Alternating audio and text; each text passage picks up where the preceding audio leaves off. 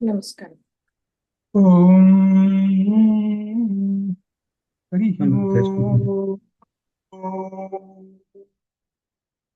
గురు బ్రహ్మ గురు విష్ణు గురు దేవో మహేశ్వర గురు సాక్షాత్ పరం బ్రహ్మ తస్మై శ్రీ గురవే నమః. ఆపదామపహర్తారం దాతారం సర్వసంపదాం లోకాభిరామం శ్రీరామం భూయో భూయో నమామ్యహం. శ్రీరాఘవం దశరథాత్మజమప్రమేయం సీతాపతిం రఘుకులాన్వయరత్నదీపం ఆజానుబాహుం అరవిందదళాయతాక్షం రామం నిశాచర వినాశకరం నమామి. యత్ర యత్ర రఘునాథకీర్తనం తత్ర తత్ర కృతమస్తకాంజలిం బాష్పవారి పరిపూర్ణలోచనం మారుతిం నమత రాక్షసాంతకం మనోజవం మారుతతుల్యవేగం జితేంద్రియం బుద్ధిమతాం వరిష్టం వాతాత్మజం వానరయూథముఖ్యం శ్రీరామదూతం శిరసా నమామి. ఉల్లంఘ్య సింధో సలిలం సలీలం యశోకవన్యం జనకాత్మజాయాః ఆదాయ తేనైవ దదాహ లంకాం నమామి తం ప్రాంజలిరాంజనేయం. బుద్ధిర్బలం యశోధైర్యం నిర్భయత్వమరోగతా అజాడ్యం వాక్పటుత్వం చ హనుమస్మరణాత్ భవేత్. రామాయ రామచంద్రాయ రామభద్రాయ వేధసే రఘునాథాయ నాథాయ సీతాయ పతయే నమః. నమోస్తు రామాయ సలక్ష్మణాయ దేవ్యై చ తస్యై జనకాత్మజాయై నమోస్తు రుద్రేంద్రయమానిలేభ్యో నమోస్తు చంద్రార్కమరుద్గణేభ్యః. ఓం రామచంద్ర పరబ్రహ్మణే నమః. వాల్మీకి రామాయణంలో సుందరకాండ అధ్యయనం చేస్తున్నాం. ఇందులో 35వ సర్గలో ఉన్నాం. 35వ సర్గలో హనుమ రామలక్ష్మణుల యొక్క చిహ్నాలన్నీ చెప్పారు. చెప్పి చివరికి రాముడు ఎలా ఉన్నాడో అలానే లక్ష్మణుడు కూడా అలానే ఉన్నాడు అని చెప్పాడు. రాముడు శ్యామవర్ణము, లక్ష్మణ స్వామి బంగారు వర్ణము ఇలా ఉన్నారు. ఇద్దరు కూడా శుభ లక్షణాలు ఉన్నటువంటి వాళ్ళు. ఇద్దరు గుణాలు కూడా అన్నింటిలోనూ అనురూప గుణాలు అన్ని సమానమైనమ్మ, ఏమీ భేదమేం లేదు, ఇద్దరు ఒకటేనో అని చెప్పాడు. ఇంతవరకు అయింది. ఇప్పటి నుంచి రామాయణం చెబుతున్నారు. ఆమె వేసిన ప్రశ్న ఏమిటంటే, వానరులకి మీకు మీకు వానరులకు ఆ రామచంద్రమూర్తికి ఎలా స్నేహం కలిసింది అని ప్రశ్న వేసింది. వాళ్ళు ఎక్కడో అడవిలో ఉండేటువంటి వాళ్ళు మీరు కొండల మీద ఉండేటువంటి వాళ్ళు, మీ ఇద్దరికి స్నేహం ఎట్లా కుదిరిందని ప్రశ్న వేసింది. మరి వాటన్నిటికీ సమాధానం చెప్పాలని రామాయణం మొదలుపెట్టేశాడు. ఇక్కడి నుంచి సగం రామాయణం వస్తున్నది. మొదటి సగం రామాయణం ఆమె చెప్పింది. ఎంతవరకు చెప్పిందంటే రావణాసురుడు అపహరించటం వరకు చెప్పింది. ఇప్పుడు హనుమ చెప్పేటువంటి రామాయణము అది ఇది కలిపితే అప్పుడు సంపూర్ణ రామాయణం. అనగా అమ్మవారు చెప్పినటువంటి రామాయణంలో ఉన్న శ్లోకాలను ఈ శ్లోకాలను కలిపితే ఒక రామాయణం అయిపోతుంది. ఒక పుస్తకం పక్కన పెట్టచ్చు. అది విశేషం. ఇప్పుడు సగం రామాయణం ఇక్కడ ఆంజనేయ స్వామి వారు రామాయణం చెబుతున్నాడు. ఇది అత్యంత ప్రధానమైనటువంటిది. దీని తర్వాత అత్యంత ప్రధానం ఇంకా అంటే ఈ రెండు సమానమైనటువంటివి రామముద్రికి ఇస్తాడనమాట. ఈ రెండు సర్గలు విశేషించి ఎవరైతే పారాయణ చేస్తారో లేకపోతే ఎవరైతే వింటారో వాళ్ళకి సమస్తమైనటువంటి మరి అనేకమైనటువంటి ఈతివాదలు కానీ ఇటువంటి ఏమైనా సరే అన్ని పోతాయి, అన్ని శుభాలు కలుగుతాయి. అంత గొప్ప విశేషమైనటువంటి రెండు సర్గలు ఇప్పుడు వస్తున్నాయి. ఇందులో హనుమ రామాయణం చెబుతున్నాడు. 23వ శ్లోకం నుంచి ప్రారంభం చేస్తున్నాడు. ఏం చెబుతున్నాడో చూద్దాం. తా ఉభౌ నరసార్దూలౌ, తా ఉభౌ వారిద్దరు, నరసార్దూలౌ వాళ్ళిద్దరికి రామలక్ష్మణులకి ఒక విశేషణం వేశాడు. నర శార్దూలౌ, నరులలో శార్దూలములు. శార్దూలం అంటే పెద్ద పులి అని అర్థం. కవులు ఏమి వేస్తాడంటే పోలికలు గొప్ప వాళ్ళని శ్రేష్టతావాచకంలో చెప్పేటప్పుడు శార్దూల శబ్దం ఉపయోగిస్తారు. అట్లా అనమాట. ఇది కవి సమయాలు అంటారు వీటిని. నరసార్థులు నరశ్రేష్ఠులు అని అర్థం. అది ఇక్కడ అర్థం. ఆ నరశ్రేష్ఠులు త్వత్తు నీకు నీ యొక్క దర్శన సముత్సుకవు, నిన్ను చూడాలనేటువంటి ఉత్సాహంతో వాళ్ళిద్దరూ. ఈ సంస్కృతం నేర్చుకునేటువంటి వాళ్ళకి దీనిలో ఒకటి ఉన్నది, ద్వివచనం ఉన్నది. ద్వివచనంతో ప్రయోగిస్తున్నాడు. ద్వివచనం అంటే ఏంటి? ఇద్దరు, వాళ్ళిద్దరు. అంటే రాముడు లక్ష్మణుడు ఇద్దరు ఒకటే అని చెప్పాడు కదా. వాళ్ళిద్దరు కూడా నిన్ను దర్శనం చేసుకోవాలని ఆ నరశ్రేష్ఠులు ఇద్దరు విచిన్వంతవు, అక్కడ ద్వివచనం, వాళ్ళు విచిన్వంతో అన్వేషించుతూ ఉన్నారు. ఎక్కడ చేస్తున్నారు అన్వేషణ? మహీం కృష్ణాం. మహీం అంటే భూమి. ఈ భూమి మీద కృష్ణాం సమస్త సమస్త భూమి మీద వాళ్ళు విచిన్వంతౌ అనగా అన్వేషణ చేస్తూ ఉన్నారు. అస్మాభి అభిసంగతౌ, ఈ విషయము ఈ మాకు తెలిసినది. వాళ్ళు అన్వేషణ చేసుకుంటూ వస్తున్నారు. వస్తూ ఉంటుంటే వాళ్లకు కబంధుడు కనపడ్డాడు. కబంధుడు కనపడితే ఆ కబంధుడిని ఆ చేతులు నరికేసేశారు. ఆ కబంధుడి శాప విమోచనం అయింది. ఆ కబంధుడు చెప్పాడు, ఇగో ఇక్కడ ఋషిముఖ పర్వతం ఉంది దగ్గరలో, అక్కడికి వెళ్ళండి, సుగ్రీవుడు ఉన్నాడు అని చెప్తారు. అక్కడే మతంగాశ్రమం ఉన్నది, అక్కడ శబరి కూడా ఉన్నది, అక్కడ వెళ్ళండి అని చెప్తారు. చెబితే ఆ దారిని అలానే పట్టుకొని వస్తున్నారు. ఇదంతా ఏమిటనంటే, సీతాదేవిని అన్వేషణ చేయాలంటే నీకు ఒకళ్ళు సహాయం కావాలన్నయ్యా అని కబంధుడు చెప్పాడు. ఆ సహాయం ఎవరంటే సుగ్రీవుడు అని చెప్పాడు. కాబట్టి ఆ సుగ్రీవుని వెతుక్కోవడం కోసము వస్తూ ఉన్నారు. ఈ భూమి అంతా అన్వేషిస్తూ ఎక్కడికి వచ్చారు? ఋషిముఖ పర్వతం దగ్గరికి వచ్చి మమ్మల్ని కలుసుకున్నారు అని చెప్పాడు.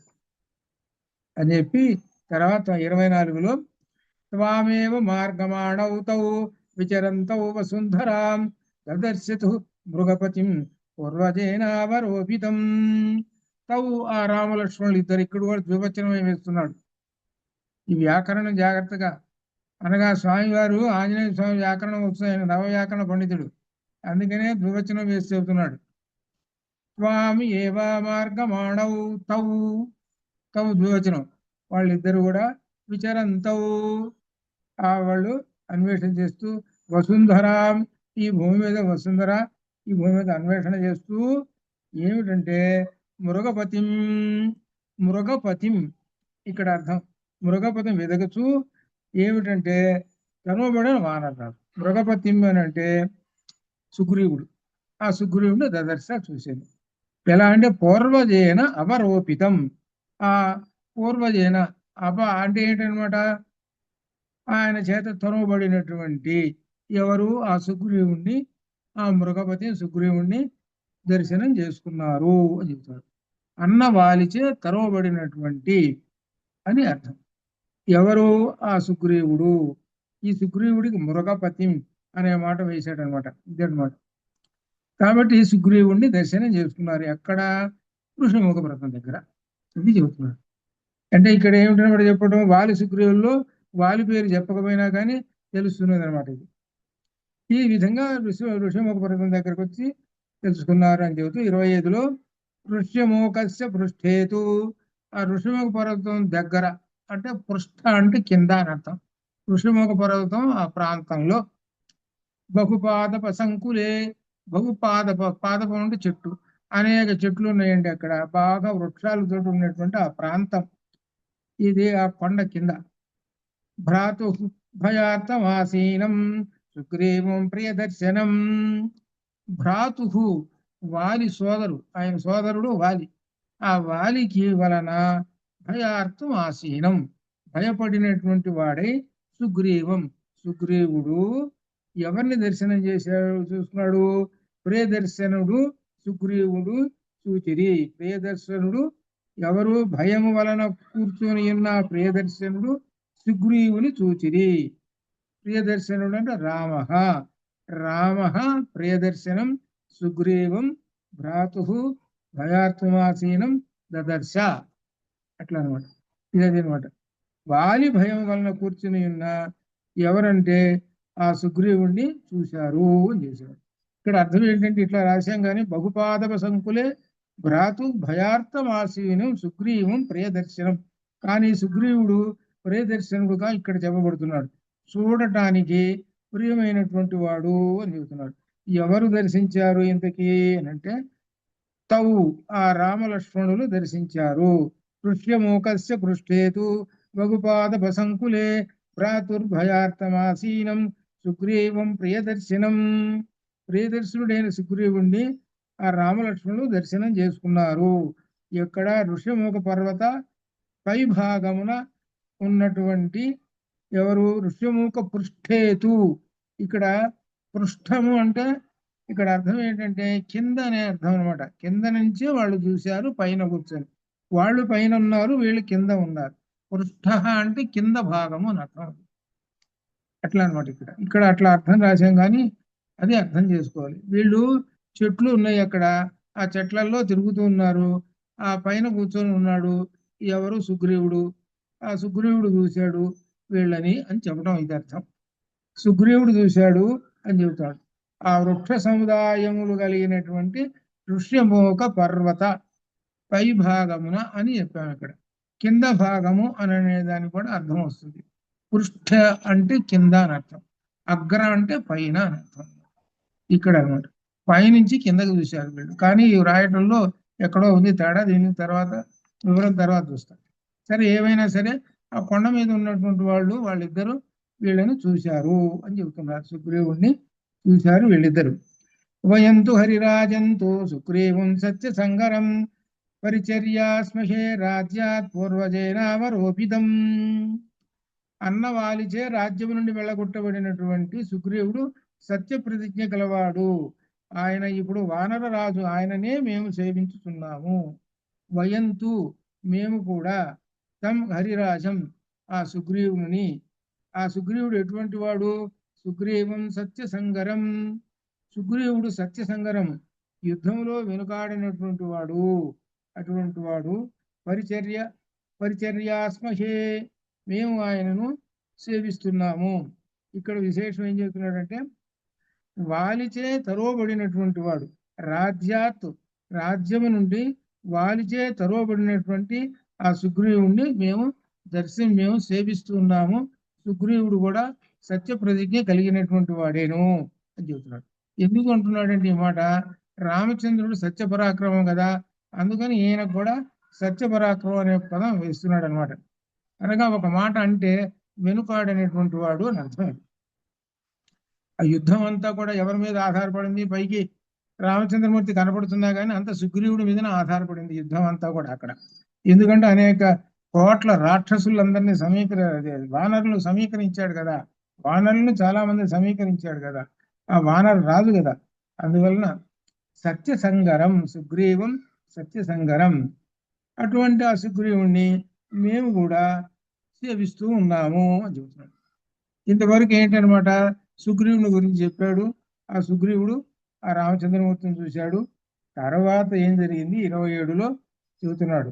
తతః తరువాత తౌ వారిద్దరూ క్షీరవసనవు అంటే ఈ అడవిలో ఉండే నారబట్టలు అర్థం. అది ఈ నారబట్టలను ధరించినటువంటి వాళ్ళిద్దరూ ఒకటి. తర్వాత ధనుప్రవర పాణినవు వాళ్ళిద్దరి చేతులలో ధనుహు అనగా ప్రవర శ్రేష్టమైనటువంటి ధనుస్సులు ఉన్నాయి. ఆ ధనుస్సులతోటి వాడుగా బాణాలు కూడా ఉన్నాయి. ఇంకా ఋష్యమూకస్సు శైలస్య, ఋష్యమూక పర్వతం. ఆ ఋష్యమూక పర్వతం యొక్క రమ్యం అందమైనటువంటి ప్రాంతము దేశం ఉపాగతవు. అటువంటి ఋష్యమూక పర్వత ప్రాంతమునకు వీళ్ళు వచ్చారు అని చెబుతున్నాడు. ఋష్యమూక పర్వత ప్రాంతానికి వీళ్ళు వచ్చారు. ఎవరు? వాళ్ళిద్దరు తౌ ఆ రామలక్ష్మణులు ఇద్దరు. ఆ ప్రాంతం ఎలా ఉన్నది అంటే రమ్యమైనటువంటిదిగా ఉన్నది.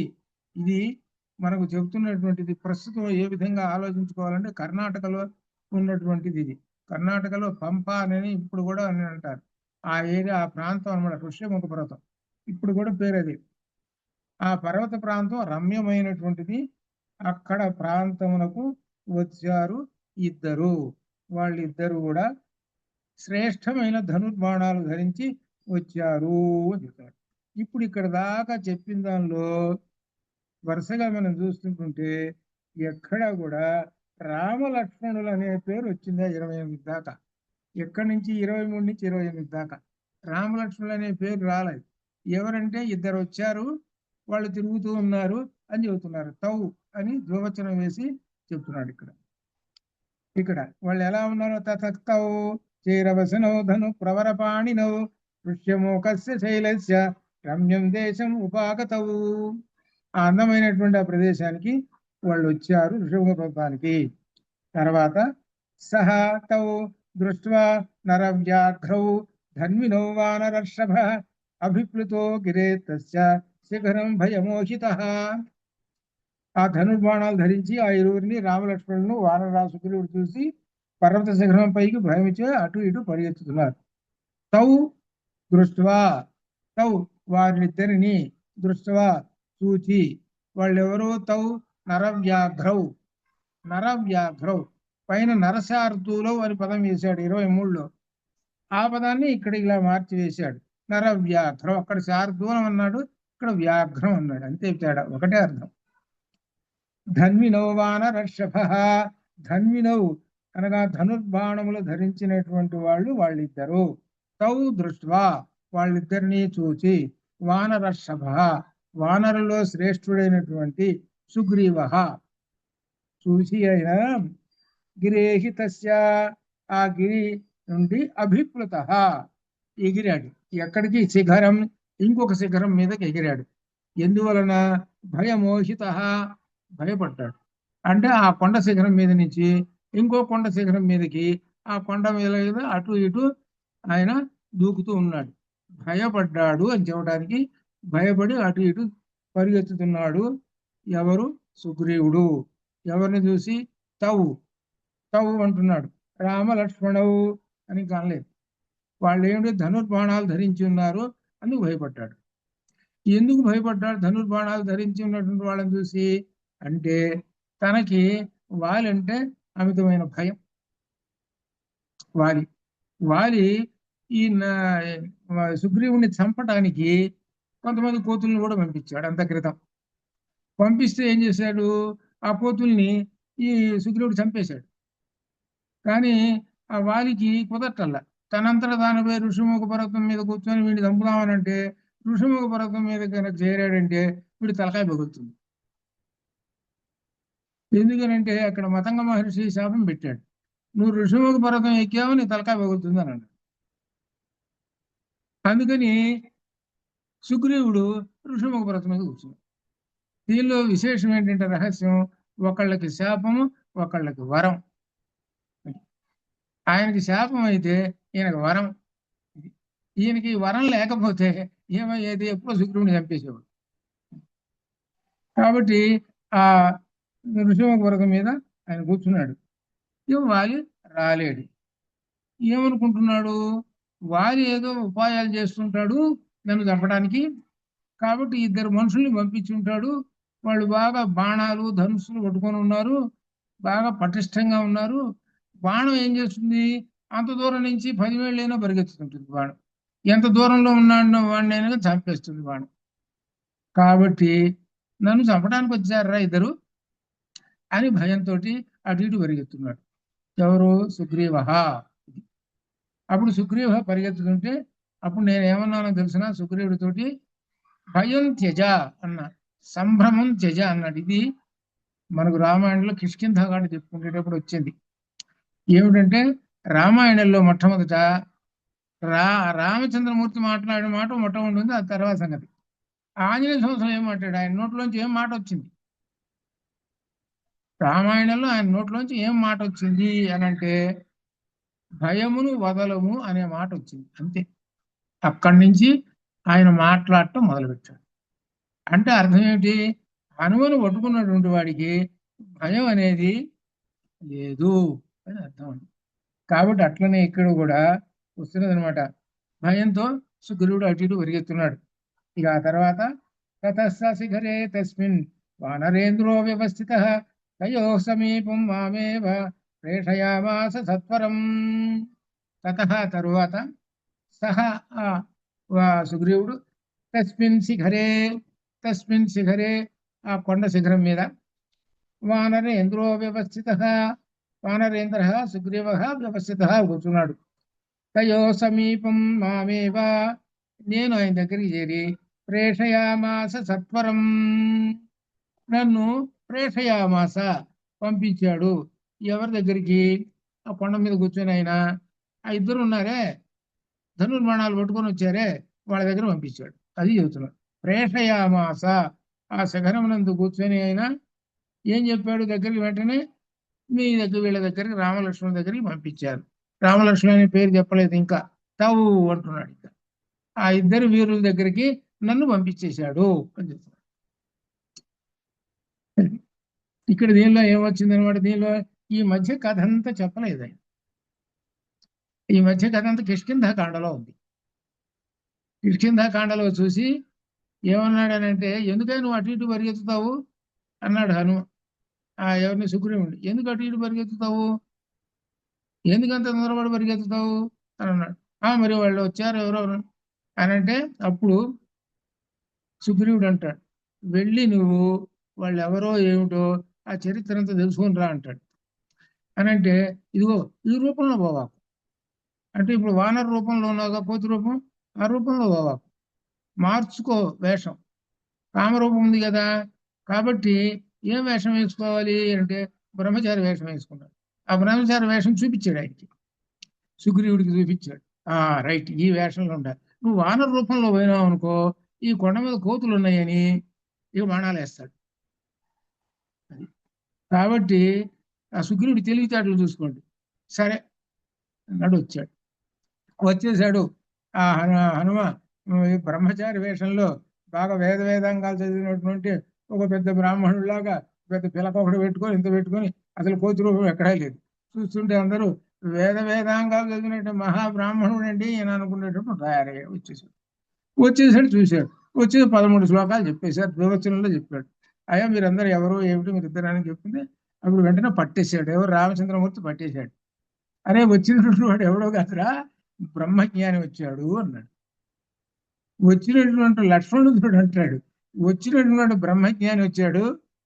మనం ఇప్పటిదాకా దుఃఖంతో ఉన్నాము, సీతాన్వేషణతో దుఃఖంతో ఉన్నాము. మనకు ప్రారంభంలో ఆ బ్రహ్మజ్ఞాని ఎదురైనాడు కాబట్టి నాకు సంతోషంగా ఉంది, మన పని సఫలం అవుతుంది అన్నాడు. అది ఎక్కడ విశేషం. అదే ఇదంతా ఇంత జరిగింది ఈ కథ అంతా అనమాట. అదంతా ఏమిటి చెప్పకుండా సంక్షిప్తంగా కథ చెప్పుకుంటూ పోతున్నాడు, రామాయణ కథ చెప్పుకుంటూ పోతున్నాడు అనమాట.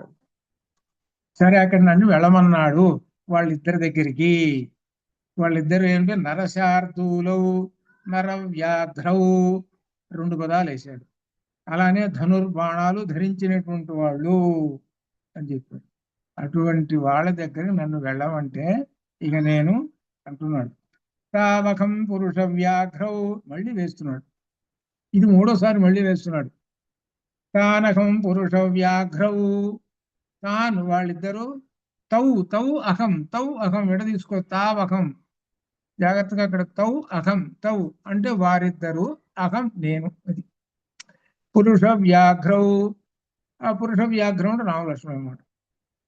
సుగ్రీవ వచనాత్ ప్రభు ఎవరు? సుగ్రీవ వచనం. వీళ్ళకి ప్రభు ఎవరు? సుగ్రీవుడు.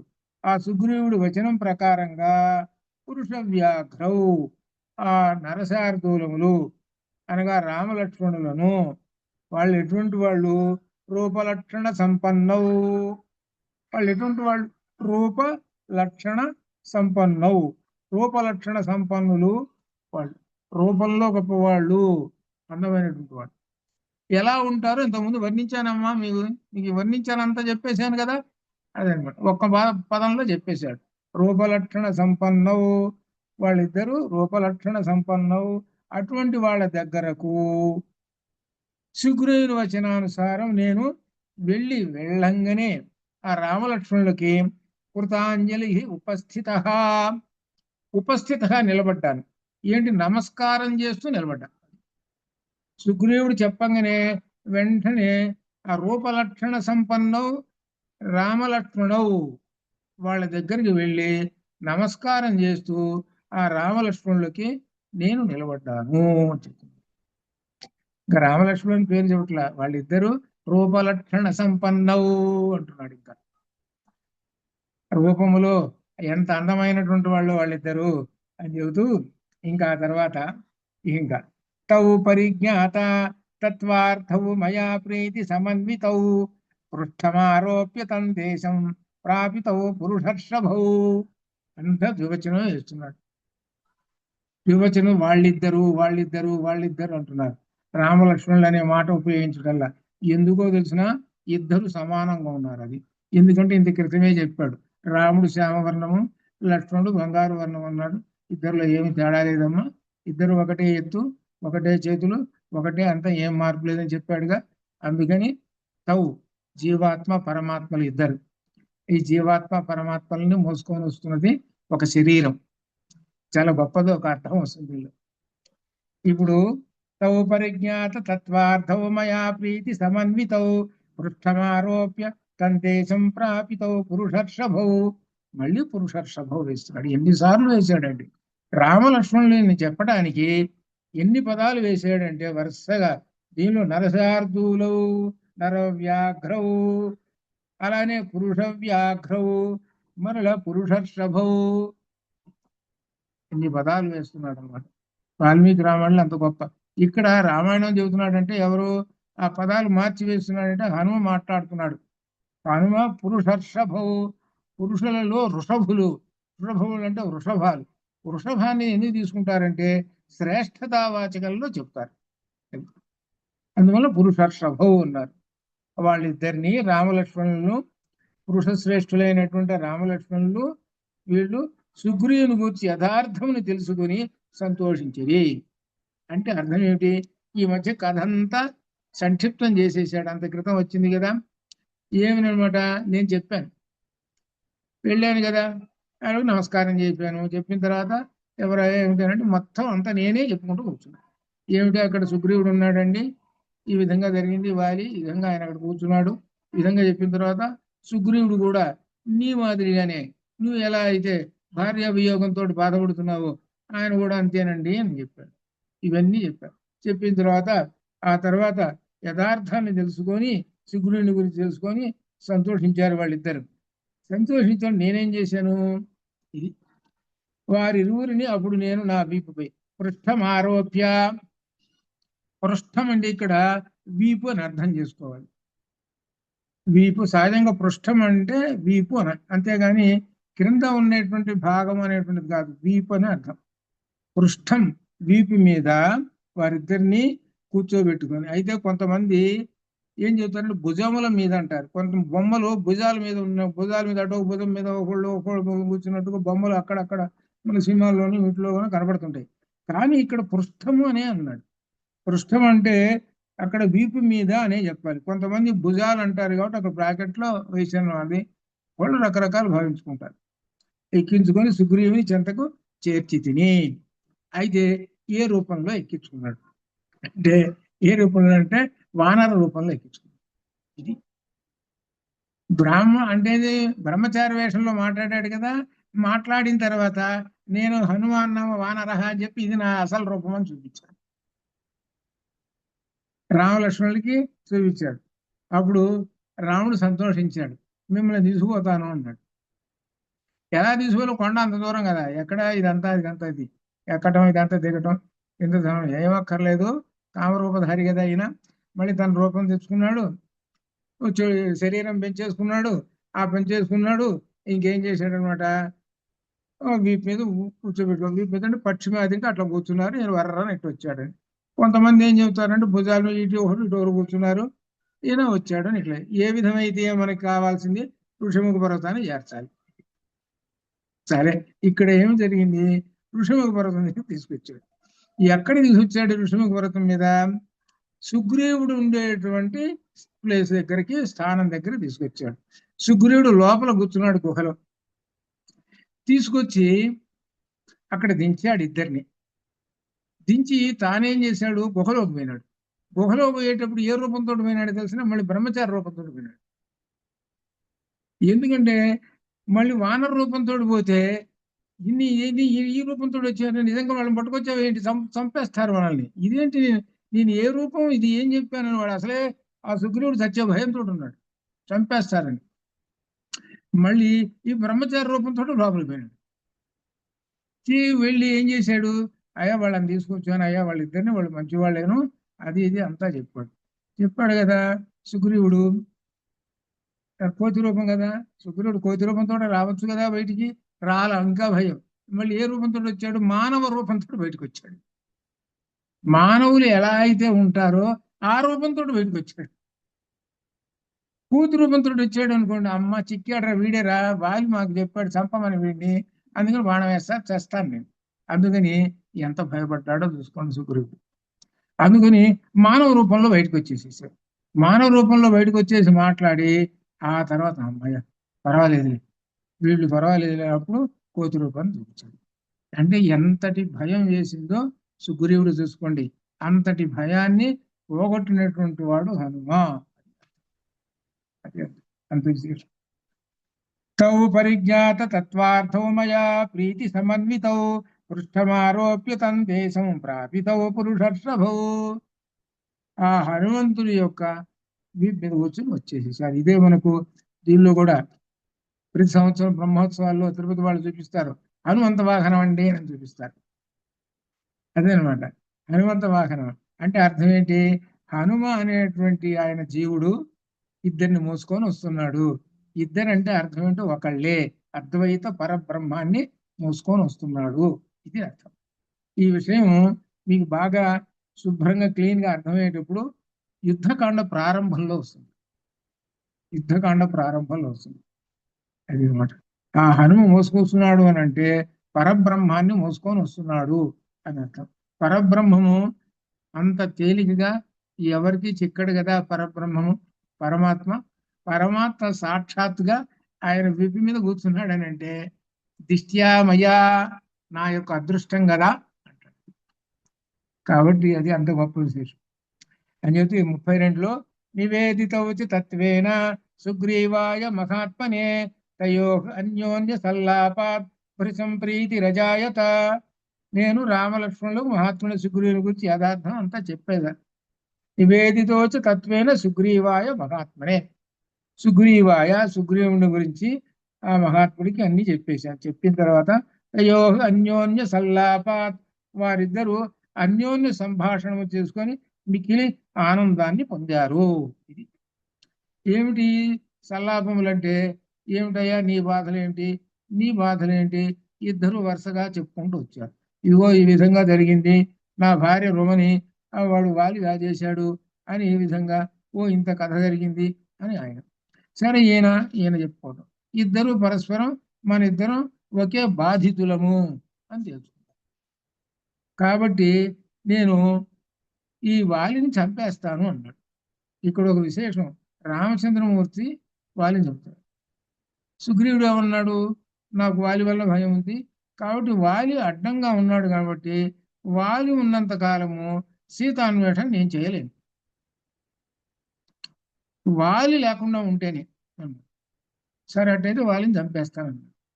అప్పుడు రామచంద్రమూర్తి ఎందుకు అన్నాడో తెలిసిన, వాలిలో ఉన్న అధర్మం అనేటువంటిది ఒక పాయింట్ పట్టుకొని అన్నాడు. అది వాలిలో ఉన్న అధర్మం, ఆయన ధర్మరక్షణార్థం కదా వచ్చింది. వాలి చేసిన అధర్మం ఏంటంటే తమ్ముడైనటువంటి సుగ్రీవుడు ఆయన యొక్క భార్యను తాను తీసుకొని వీడిని ధరిమేశాడు, ఇది అధర్మం. కాబట్టి వాడు చంపడానికి అర్హుడే, చంపేస్తానన్నాడు. అది అందువల్ల వాలిని చంపేశాడు. వారిని ఎట్టయితే నేను చంపేస్తానన్నాడు. చాలా మంది తెలియనటువంటి వాళ్ళందరూ అంటారు, ఏమంటారంటే, ఏమండి వాళ్ళని చెప్పాడు సరే, ఆ చెట్టు చాటు నుండి కొట్టాడండి అని ఈ విధంగా అంటారు. నిజంగా వాస్తవం చెట్టు చాటు నుండి కొట్టలేదు, కొట్టేటప్పుడు మాత్రం బయటికే వచ్చాడు. సరే బయటకు వచ్చాడు, కొట్టేశాడండి. అసలు అట్లా ఎందుకండి, డైరెక్ట్ గానే కొట్టచ్చు కదా వాలిని. డైరెక్ట్ గా ఓరే వాలి రా నా మీదకి యుద్ధానికి రా అని పిలిచి వాడిని కొట్టేసేయచ్చు కదా, కొట్టేస్తే సరిపోతుంది కదా అని కొంతమంది విమర్శలు చేసేవాళ్ళు చాలా విమర్శలు. అప్పుడు ఏమవుతుందో తెలిసిన పని ఏమవుతుంది అని అంటే అంతా కూడా అస్తవ్యస్తం అయిపోతుంది. వాలిని కొట్టాలి అని అంటే వాలిని కొట్టేస్తాడు, సరే వాలిని పిలిచి ఎంతమంది కోతులు చస్తాయి? కోతులన్నీ చస్తాయి. వాలి కారణంగా కోతులన్నీ చస్తాయి. కోతులన్నీ చస్తాయి, వాడు చచ్చాడు అనుకుందాం, వాలి కూడా చచ్చాడు అనుకుందాం. నీకేం వచ్చింది అప్పుడు? నీకేమైనా వచ్చిందా? నీకేం రాలేదు. కాబట్టి సుగ్రీవుడు రాజు అయిపోతాడు. తర్వాత సంగతి కోతులు ఏమైంది? కోతులన్నీ పోయినాయిగా. నువ్వు అన్వేషణ ఏం చేస్తావు? ఇది చాలా గొప్ప తత్వార్థంతో లౌకికార్థంతో రెండిట్లో ఉన్నాయి. అందుకనే రామచంద్రమూర్తి ఆ వాలిని అట్లా చంపాడు. చివరికి వాలి 50 ప్రశ్నలు వేస్తాడు రామచంద్రమూర్తిని. ఆ ప్రశ్నలన్నీ ఎలా ఉంటాయి అంటే వినేటువంటి వాళ్ళకి తప్పారా రామచంద్రమూర్తిని, రామచంద్రమూర్తి ఇంత తప్పు పని చేసాడు ఏంటి అని అనిపిస్తుంది. అంటే వాలి వైపు చేరతారు. వాటన్నిటికీ ఆ 50 ప్రశ్నలకు అన్నిటికీ సమాధానాలు చెప్తాడు. చెప్పేసేటప్పటికి వాలికి అప్పుడు అమ్మ నా యొక్క తప్పంతా అప్పుడు తెలిసిందే, నేను ఎంత తప్పు చేశాను, ఎంత అధర్మము అని చెప్పి సాక్షాత్తు నీవు పరమాత్మని మెచ్చుకుంటాడు అప్పుడు. కాబట్టి నీ చేత నేను చనిపోతున్నాను, ఇందులో నాకు శిక్ష వేశావు కాబట్టి, అంటే తప్పు చేసినటువంటి వాడికి శిక్ష కనుక తగిన శిక్ష పడితే ప్రాయశ్చిత్తం, అందువలన వాడికి పాపము అంటదు. వాడు శిక్ష పడకుండా వెళ్ళిపోయినాడు అనుకో యముడి దగ్గరికి, యముడు వేస్తాడు శిక్ష. కాబట్టి నువ్వే నాకు శిక్ష వేసావు, ఇక నేను స్వర్గానికి వెళ్ళిపోతా, నీ వలన నేను స్వర్గానికే వెళ్ళిపోతాను అని అంటాడు. అది అంత గొప్పది అనిపోతూ సుగ్రీవుడు తమ్ముడితో ఒక మాట అంటాడు, ఒరే సుగ్రీవా, అప్పుడు ఏమో ఎక్కడనే ప్రేమ వాళ్ళిద్దరికి అన్నాల తమ్ములకి. ఒరే నీ చెబుతున్నా నేను జాగ్రత్త, ఒక్క మాట చెబుతున్నా, రామచంద్రమూర్తి ఎంత స్నేహంగా ఉన్నాడో తెలిసినా, అధర్మం గనక ఒక్క క్షణం గనక అంత గనక వచ్చిందా, స్నేహం అనేది కూడా చూడడు, చంపేస్తాడు. నన్ను చంపేసినట్టు నిన్ను కూడా చంపేస్తాడు. జాగ్రత్త, ఈ మాట బాగా గుర్తుపెట్టుకో. అధర్మము గనక నీలో ఉందా చంపేస్తాడు, జాగ్రత్త అని చెబుతాడు. అదనమాట. ఇంత విషయం జరుగుతుంది అనమాట. ఇది వాళ్ళకి జరిగినటువంటి ఈ విషయాలన్నీ కూడా మన కిష్కింధలో వచ్చినాయి. ఇవన్నీ చెప్పకుండా సంక్షిప్తంగా చెప్పుకుంటూ పోతున్నాడు అనమాట. ఇది అని ఈ విధంగా చెబుతూ యథార్థం అంతా తెలుసుకున్నారు వీళ్ళిద్దరు. ఇద్దరు అన్యోన్య సంభాషణలు చేసుకుంటున్నారు, ఆనందంగా ఉన్నారు. ఇక 33లో తతగతో ప్రీతి సంపన్నౌ హరీశ్వర నరేశ్వరౌ, హరీశ్వర నరేశ్వరౌ పరస్పర కృతాశ్వాసౌ కథయా పూర్వవృత్తయా. తతహతౌ వాళ్ళిద్దరు ప్రీతి సంపన్నౌ బాగా సంతోషంతో ఉన్నారు ఇద్దరు. ఎవరు వాళ్ళిద్దరు? హరీశ్వర. హరీశ్వర అంటే సుగ్రీవుడు. హరి అంటే కోతి అని అర్థం. హరి అనే దానికి నానార్థాలు ఉన్నాయి. హరి అంటే కోతి, కప్ప, విష్ణువు, ఇన్ని అర్థాలు ఉన్నాయి. అందువలన ఇక్కడ అర్థం ఏం తీసుకోవాలంటే హరి అంటే కోతి, వానరుడు అని. హరి ఈశ్వర, వానరులకు రాజు అంటే సుగ్రీవుడు. ఇక్కడ ఏకవచనం హరీశ్వర. తర్వాత నరేశ్వరవు, నర ఈశ్వరవు. ఎవరు? నరశార్దూలవు అనే మాట ప్రయోగించాడే, ఆ మాట బదులు ఇక్కడ ఉపయోగించాడు. ఎన్నిసార్లు ఉపయోగిస్తున్నాడు వాళ్ళిద్దరిని చెప్పాల్సి వచ్చేటప్పటికి నరశార్దూలవు, నరేశ్వరవు. రామలక్ష్మణులు అనే మాట చెప్పకుండా చేస్తున్నాడు. ఇదే కనిపెట్టాల్సింది మీరు.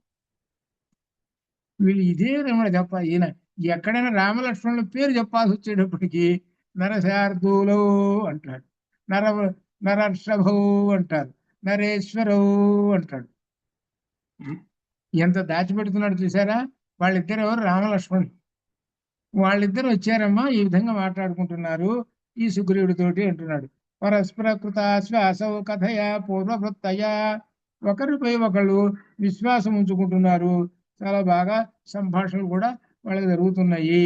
ఆ సుగ్రీవుడికి ఆ నరర్షభు అనగా నరులలో శ్రేష్టమైనటువంటి ఆ ఉన్నారే గొప్ప ధీరాది ధీరులు, వీరాది వీరులు, సూర్యులు, వాళ్ళిద్దరు ఉన్నారే, ధనుర్బాణాలు ధరించినటువంటి వాళ్ళు ఉన్నారు వాళ్ళిద్దరు. అని చెబుతూ 34లో తత ససాంత్వయామాస సుగ్రీవం లక్ష్మణాగ్రజ స్త్రీహేతో వాలినా భ్రాత్ర నిరస్తమృతేజస. మహాపరాక్రముని వాలి సుగ్రీవుని రాజ్యం నుండి వెడలగొట్టాడు. వెళ్ళగొట్టితే అప్పుడు భార్య రుమను వశం చేసుకున్నాడు, వెడలగొట్టి తీసుకున్నాడు ఎవరు వాలి. ఈ విషయమును సుగ్రీవుని వల్ల రాముడు తెలుసుకున్నాడు. స్త్రీ నిమిత్తమై వెళ్ళగొట్టబడిన సుగ్రీవుని రాముడు ఓదార్చెను. లక్ష్మణాగ్రజ, లక్ష్మణుడి అన్న అయిన రామచంద్రమూర్తి సుగ్రీవం, సుగ్రీవుణ్ణి సాంత్వయామాస, ఓదార్చెను. తరువాత ఈ విషయమంతా తెలుసుకొని లక్ష్మణాగ్రజ అంటే రాముడు ఇక్కడ అన్నాడండి మాట. లక్ష్మణుడి పేరు చెప్పుడు రాముడి పేరు చెప్పకుండా లక్ష్మణాగ్రజ అన్నాడు. ఇక్కడ లక్ష్మణాగ్రజ అనగా రామచంద్రమూర్తి సుగ్రీవుని ఓదార్చాడు. స్త్రీ హేతో వాలి నా భ్రాత్ర నిరస్త మృతేజస. స్త్రీ హేతో, స్త్రీ నిమిత్తమై వెళ్ళగొట్టబడినటువంటి ఆ సుగ్రీవుణ్ణి రామచంద్రమూర్తి ఓదార్చాడు. ఈ కథ అంతా చెప్పుకుంటూ వచ్చాడు. ఆ తర్వాత ఇక వస్తున్నది ఆభరణాలు రామునికి అని చెబుతూ ఇదంతా చెప్పిన తర్వాత సుగ్రీవుడు ఏం చేశాడు, ఉండండి ఒక విశేషం చెబుతాను అని రామచంద్రమూర్తికి ఒక విశేషం చూపిస్తున్నాడు. అదేంటి ఆభరణాలను చూపిస్తున్నాడు. ఈ ఆభరణాల మూట అంతా వాళ్ళు వాళ్ళ యొక్క గుహ ఉన్నది కదా, గుహలో దాచిపెట్టారు, అవి బయటకు వస్తున్నాడు. అవి నాశజం శోకం రామస్య క్లిష్ట కర్మణ లక్ష్మణో వానరేంద్రాయ సుగ్రీవాయ నివేదయతు. తర్వాత ఆ వియోగం తోటి తత్నా శోకజం అంటే ఏమిటనమాట, శోకంతో ఉన్నటువంటి వాళ్ళిద్దరికి ఉన్నారు కదా, వియోగం శోకంతో ఉన్నటువంటి వాళ్ళు ఎవరు, వాళ్ళిద్దరు. రామస్య అక్లిష్ట కర్మణ, రామస్య అక్లిష్ట కర్మణ రామచంద్రమూర్తి. ఇక్కడ రామచంద్రమూర్తి ఒక పదం విశేషణం వేస్తాడు. అక్లిష్ట కర్మణ, ఎటువంటి అసాధ్యమైన పనులైనను చేయగలిగినటువంటి సామర్థ్యం ఉన్నటువంటి రామచంద్రమూర్తి అని అర్థం. అది అంతే, ఆ మాటకు అర్థం అక్కడ. ఇప్పుడు ఆ శోకం అంటే వియోగం వలన కలిగినటువంటి ఆ శోకం, ఆ శోకమునకు లక్ష్మణో వానరేంద్రాయ, లక్ష్మణ వానరేంద్రాయ అంటే సుగ్రీవాయ నివేదయత్ అనగా లక్ష్మణుడు సుగ్రీవులతో చెప్పాడనమాట. ఈ విధంగా ఏమిటనమాట, వానరేంద్రాయ సుగ్రీవాయ నివేదయత్, ఈ విధంగా చెప్పాడు. ఏమిటంటే దీనిలో చెప్పేటువంటిది సీతాదేవి కనబడకుండా పోయింది అని చూడటం. లక్ష్మణో వానరేంద్రాయ సుగ్రీవ నివేదయతు, ఇక్కడ దాకా చెప్పింది ఏమిటి, రామలక్ష్మణుల గురించి వాలి సుగ్రీవుల గురించి చెప్పుకుంటూ వచ్చాడు. చెప్పుకుంటూ వచ్చిన తర్వాత 35లో ఏం చెబుతున్నాడు, తతః తవత్తు, ఆ పదం జాగ్రత్త చూడండి. 35వ శ్లోకంలో తతః తరువాత, తవత్తు నీ యొక్క, నా కనబడకుండా పోయినటువంటి వలన శోకం దుఃఖమును రామచంద్రమూర్తి పొందుతున్నాడు.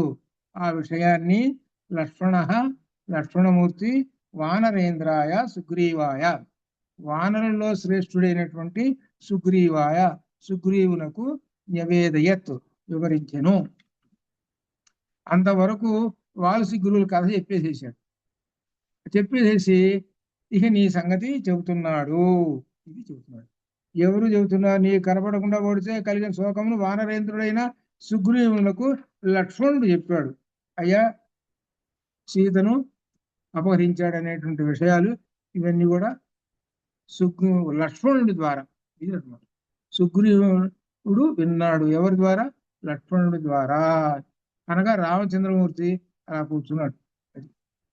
సశ్రుత్వా వానరేంద్రస్తు లక్ష్మణేన ఈరితం వచః తదాసీ నిష్ప్రభో అత్యర్థం గ్రహగ్రస్త ఇవాంశుమాన్. లక్ష్మణుడు చెప్పిన మాటలను సుగ్రీవుడు విన్నాడు. సహ శ్రుత్వా వానరేంద్ర, సహ లక్ష్మణ వానరే చెప్పిన శ్రుత్వా వినిన మాటలకి వానరేంద్ర అనగా సుగ్రీవుడు, లక్ష్మణేన ఈరితం లక్ష్మణుని చేత చెప్పబడినట్టు వచనములకు వానరేంద్ర సుగ్రీవుడు శ్రుత్వా విని. అప్పుడు ఇక్కడ విశేషం చెబుతున్నాడు. రాహుగ్రస్త సూర్యుని వలె మిక్కిలి కాంతి విహీనుడు అయ్యను. ఎవరు, సుగ్రీవుడు. అర్థం. సుగ్రీవుడు ఎలా అయినాడని ఇప్పటిదాకా చెబుతుంటుంటే అన్ని విన్నాడు. తర్వాత రామచంద్రమూర్తి యొక్క విశేషాలు చెప్తున్నప్పుడు మొదలుపెట్టినప్పుడు లక్ష్మణుడు అన్నాడు, ఏమిటో నువ్వు కనపడకుండా వెళ్ళిపోయినావు ఈ విధంగా అనేటువంటి విషయాలు చెబుతూ ఉండగా సుగ్రీవుడికి ఏమనిపించింది అని అంటే ఆయన ముఖం అంతా విచారంలో వెళ్ళిపోయింది. నేనెట్టును ఈయన కూడా అంతే కదా అని చెప్పడానికి రాహుగ్రస్త సూర్యుని వలె అని అర్థం. గ్రహగ్రస్త ఇవాంసుమాన్ ఇక్కడ ఒక పదం వేశాడు. సహజంగా రాహు చంద్రుడు మింగటం కొన్ని సందర్భాల్లో చెబుతుంటాడు, అది వేరే అర్థాల్లో.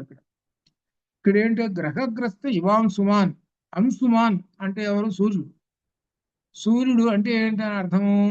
ఈ మనకు గ్రహణాలు రాహుగ్రస్త చంద్రగ్రహణం, రాహుగ్రస్త సూర్యగణాలు అనే విధంగా వస్తుంటాయి. దీనిలో రాహుగ్రస్త సూర్యగణం, సూర్య రూపం అనగా సూర్యుని మింగేశాడు రాహు. ఆ మింగేసిన తర్వాత సరే వదిలాడు, సరే మళ్ళీ సూర్యుడు బయటకు వచ్చాడు.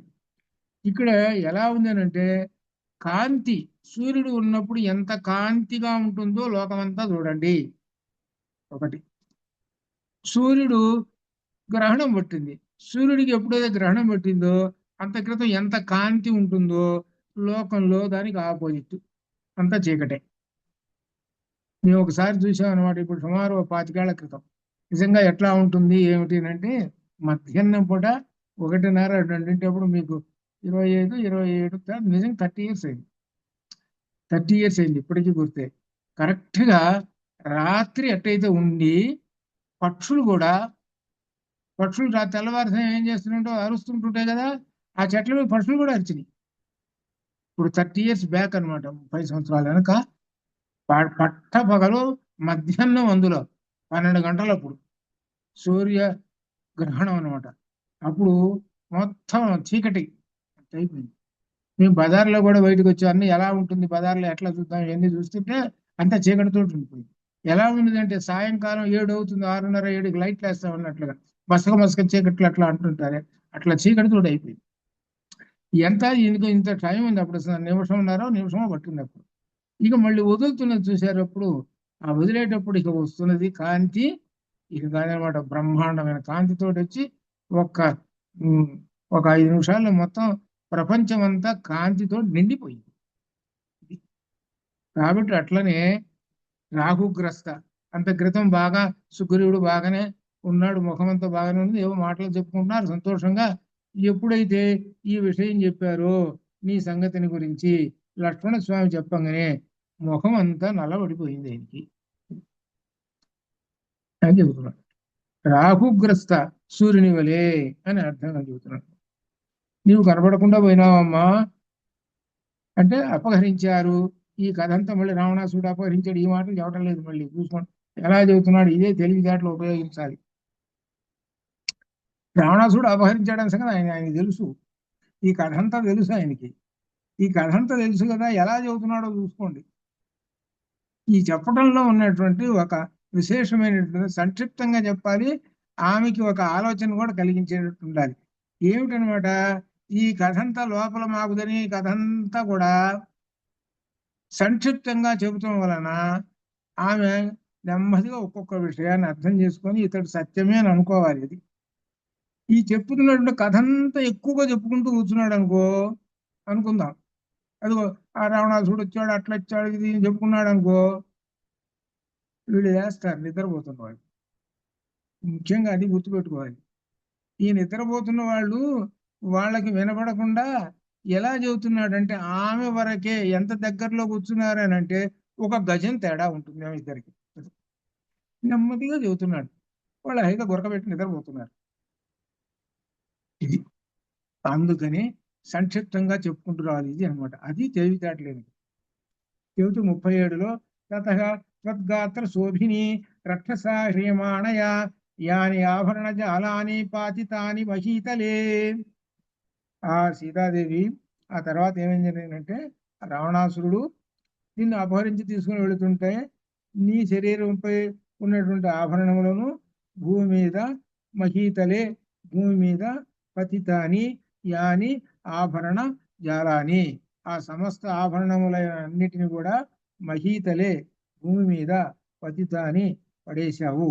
ఎప్పుడు రక్షస రావణాసురుడు క్రియమాణయ అపహరించి తీసుకొని పోతున్నప్పుడు అని చెప్పాడు. నీవు తర్వాత త్వత్ గాత్ర శోభిని, గాత్ర అంటే శరీరం, ఆ శరీరము ప్రకాశిస్తున్నది దేంతోటి, ఆభరణాలతో ప్రకాశిస్తున్నది. అంతటి శక్తి కాంతివంతమైన శరీరం మీద నీ ఆభరణాలన్నింటినీ కింద పడేశావు. ఈ కథ అంతా ఏంటి, ఆమె కొంగు దించడం దానిలో కట్టడం ఇదంతా చెప్పకుండా నువ్వు కింద పడేసావు అని చెప్పేసి ఎక్కడ ఋషిముఖ పర్వతం మీద పడేసింది. ఎక్కడ తాని సర్వాణి రామాయ ఆనేయ హరియూథపాః సంహృష్టా దర్శయామాసు గతింతు నా విదుస్తవ. విదుస్తవ ఆ రామాయ రామచంద్రమూర్తి ఆనేయ తీసుకొని హరియూథపాః, హరియూథపాః అంటే వానరులు సంతోషిస్తూ ఉన్నారు. సంతోషిస్తూ సంహృష్టా దర్శయామాసు, ఆ వానరులందరూ సంతోషిస్తూ ఉన్నారు. అది ఆభరణాలు తీసుకొని వస్తున్నాడు సుగ్రీవుడు. తీసుకొని వచ్చి రామునకు చూపించారు. కానీ నీ మార్గమును వారు ఎరుగరు. గతింతు నా విదుహు తవ, ఆభరణాలు మాత్రం ఇచ్చారు సుగ్రీవుడు. నీవు ఎక్కడికి వెళ్ళావో సంగతి తెలియదు. అది నువ్వు ఎక్కడికి వెళ్ళావు, నిన్ను ఎటువైపు తీసుకుపోతున్నాడు ఆ రాక్షసుడు తెలియదు. ఆభరణాలు మాత్రం ఉన్నాయి, జాగ్రత్త చేసాం, ఇవిగో అని చెప్పాడు. అప్పుడు రామచంద్రమూర్తి ఆభరణాలను చూడటం ఇక్కడ గొప్ప విశేషం. తాని రామాయ దత్తాని, తాని ఆభరణములను రామాయ రామునకు దత్తాని ఇచ్చి మయయేవ ఉపహృతాని చ, అవి చెదిరిపోగా వాటిని నేను గ్రహించి సుగ్రీవునికి ఇచ్చి. ఏమిటో ఋషిముఖంపై పడవేయగా ఇక్కడ జరిగిన సంఘటన చెబుతున్నాడు. ఋషిముఖ పర్వతం మీద పడేసింది. ఏమిటో ఆ మూట పడేసింది. ఆ పడేసిన మూట మరి దానిలో పగిలిపోవటం జరిగింది. దానిలో ఉన్నటువంటి మంజీరాలు ఇక రకరకాలు ఉంటాయి, గరగర గరగర దొరుకుతూ ఆ కొండ మీద ఉంటుంటే నేనేం చేశానంటే అప్పుడు వాటన్నిటిని కూడా మూట కట్టాను అని చెబుతూ సుగ్రీవుడు వాటిని రాముడు సమర్పించగా వాటిని గ్రహించి సుగ్రీవునికి ఇచ్చా, మూట తీసుకొచ్చి ఇచ్చా. ఆ మూట అంతా చూపిస్తున్నాడు. ఆ వాటిలో ఉన్నటువంటి ఆభరణములను వాటిని రామునికి సమర్పించగా రాముడు వాటిని చూసి మూర్ఛపోయాను. ఇదేమిటి, చూడంగానే సంతోషించాల్సి కానీ మూర్ఛపోవడం ఏమిటి అంటే అర్థం ఏంటి, ఒక్కసారి దుఃఖం ఆపుకోలేక పడిపోయాను.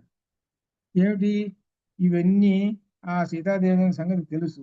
ఏమిటంటే అంతటి దుఃఖాన్ని మించినటువంటి దుఃఖం కలిగింది, అది దాని అర్థం. అది ఇవన్నీ చూసేటప్పటికి రామచంద్రమూర్తికి ఆ ఆభరణములు సీతాదేవి ఎక్కడెక్కడ ధరించేది, ఇదిగో ఇది కంఠంలో ధరించేది, ఇవి చెవులకు ధరించేవి, ఇవి శిరస్సును ధరించేవి, ఇవి కాళ్ళకు ధరించేవి, ఇవి చేతులకు ధరించేవి, ఇవన్నీ కూడా ఆ ధరించిన రూపం అంతా, ఆ సీతాదేవి రూపం అంతా ఉతుకొచ్చింది.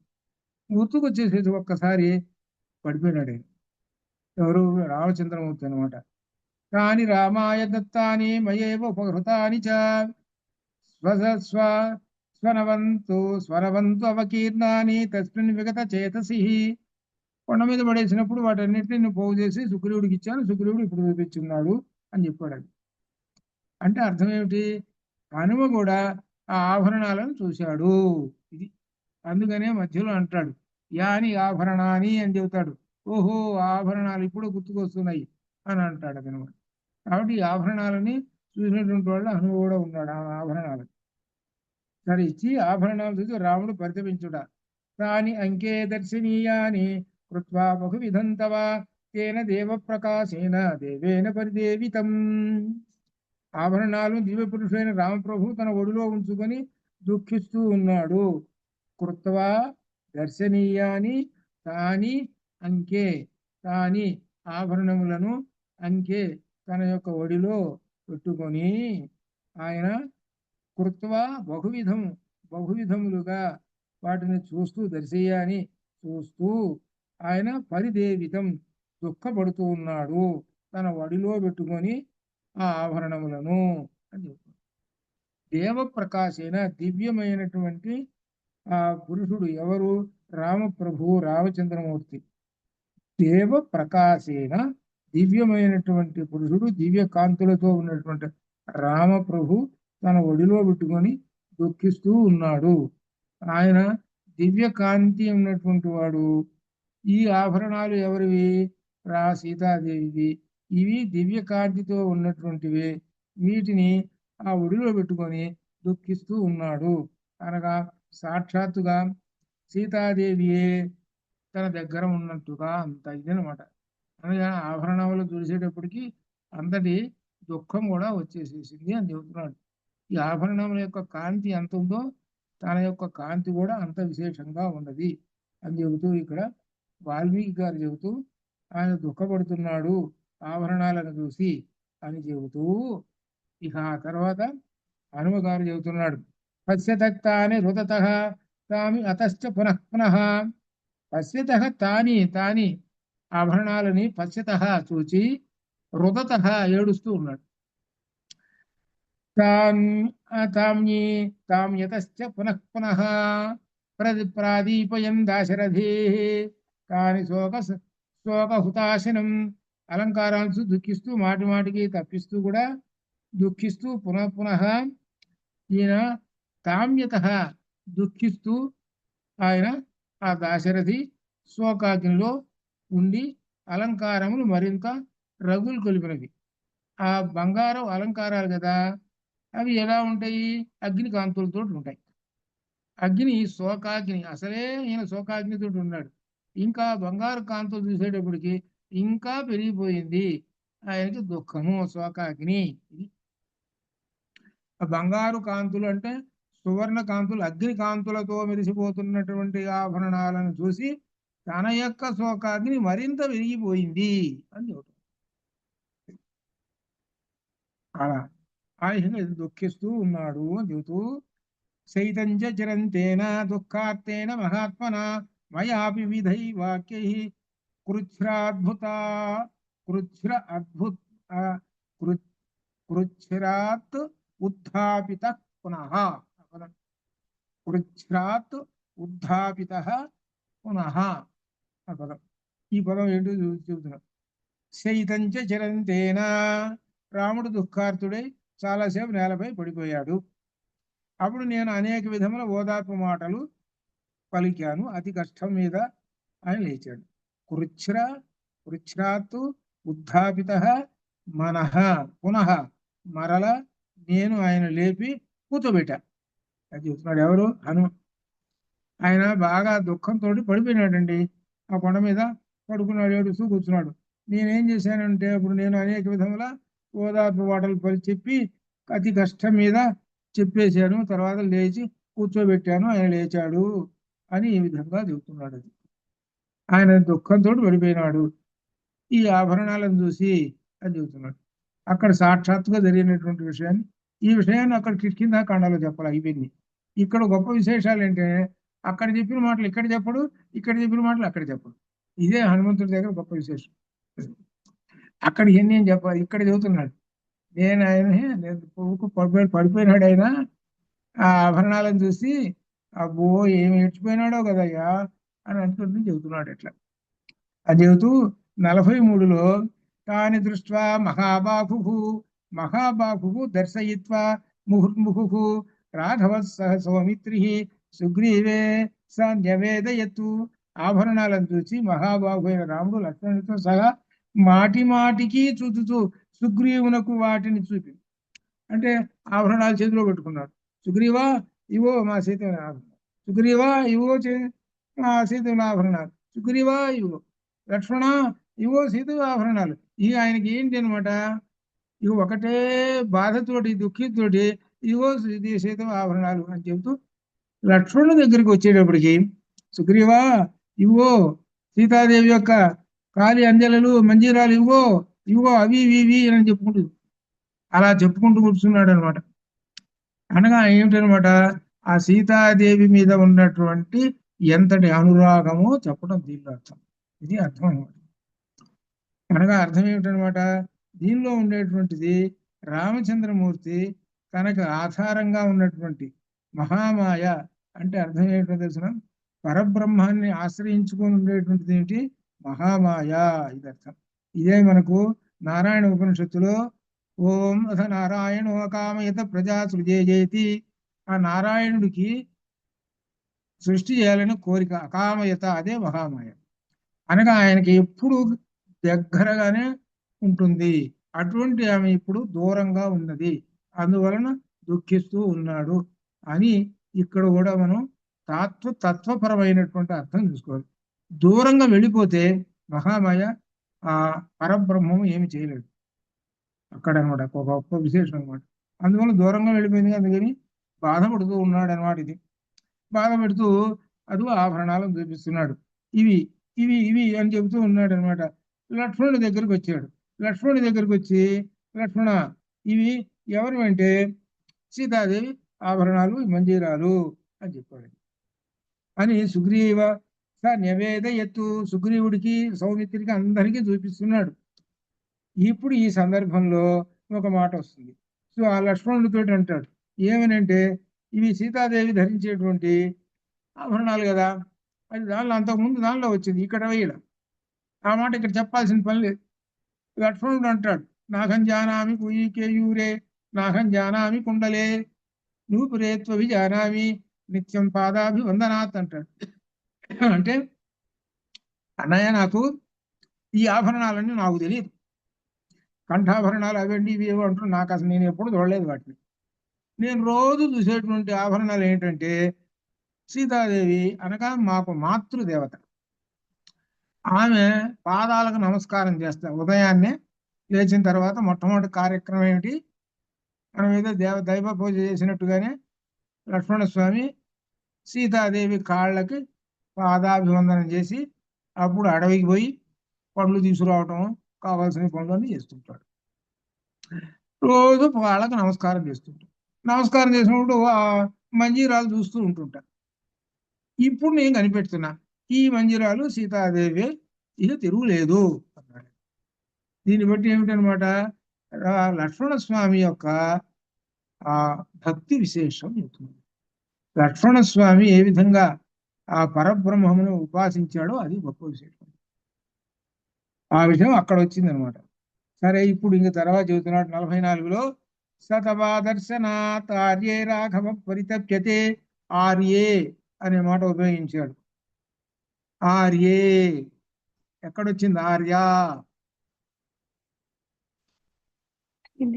ఆర్య శతకం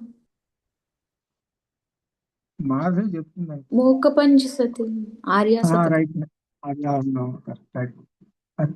అక్కడ అమ్మవారి పేరు ఆర్య, లలితా పరమేశ్వరి పేరు ఆర్య అక్కడ అన్నమాట.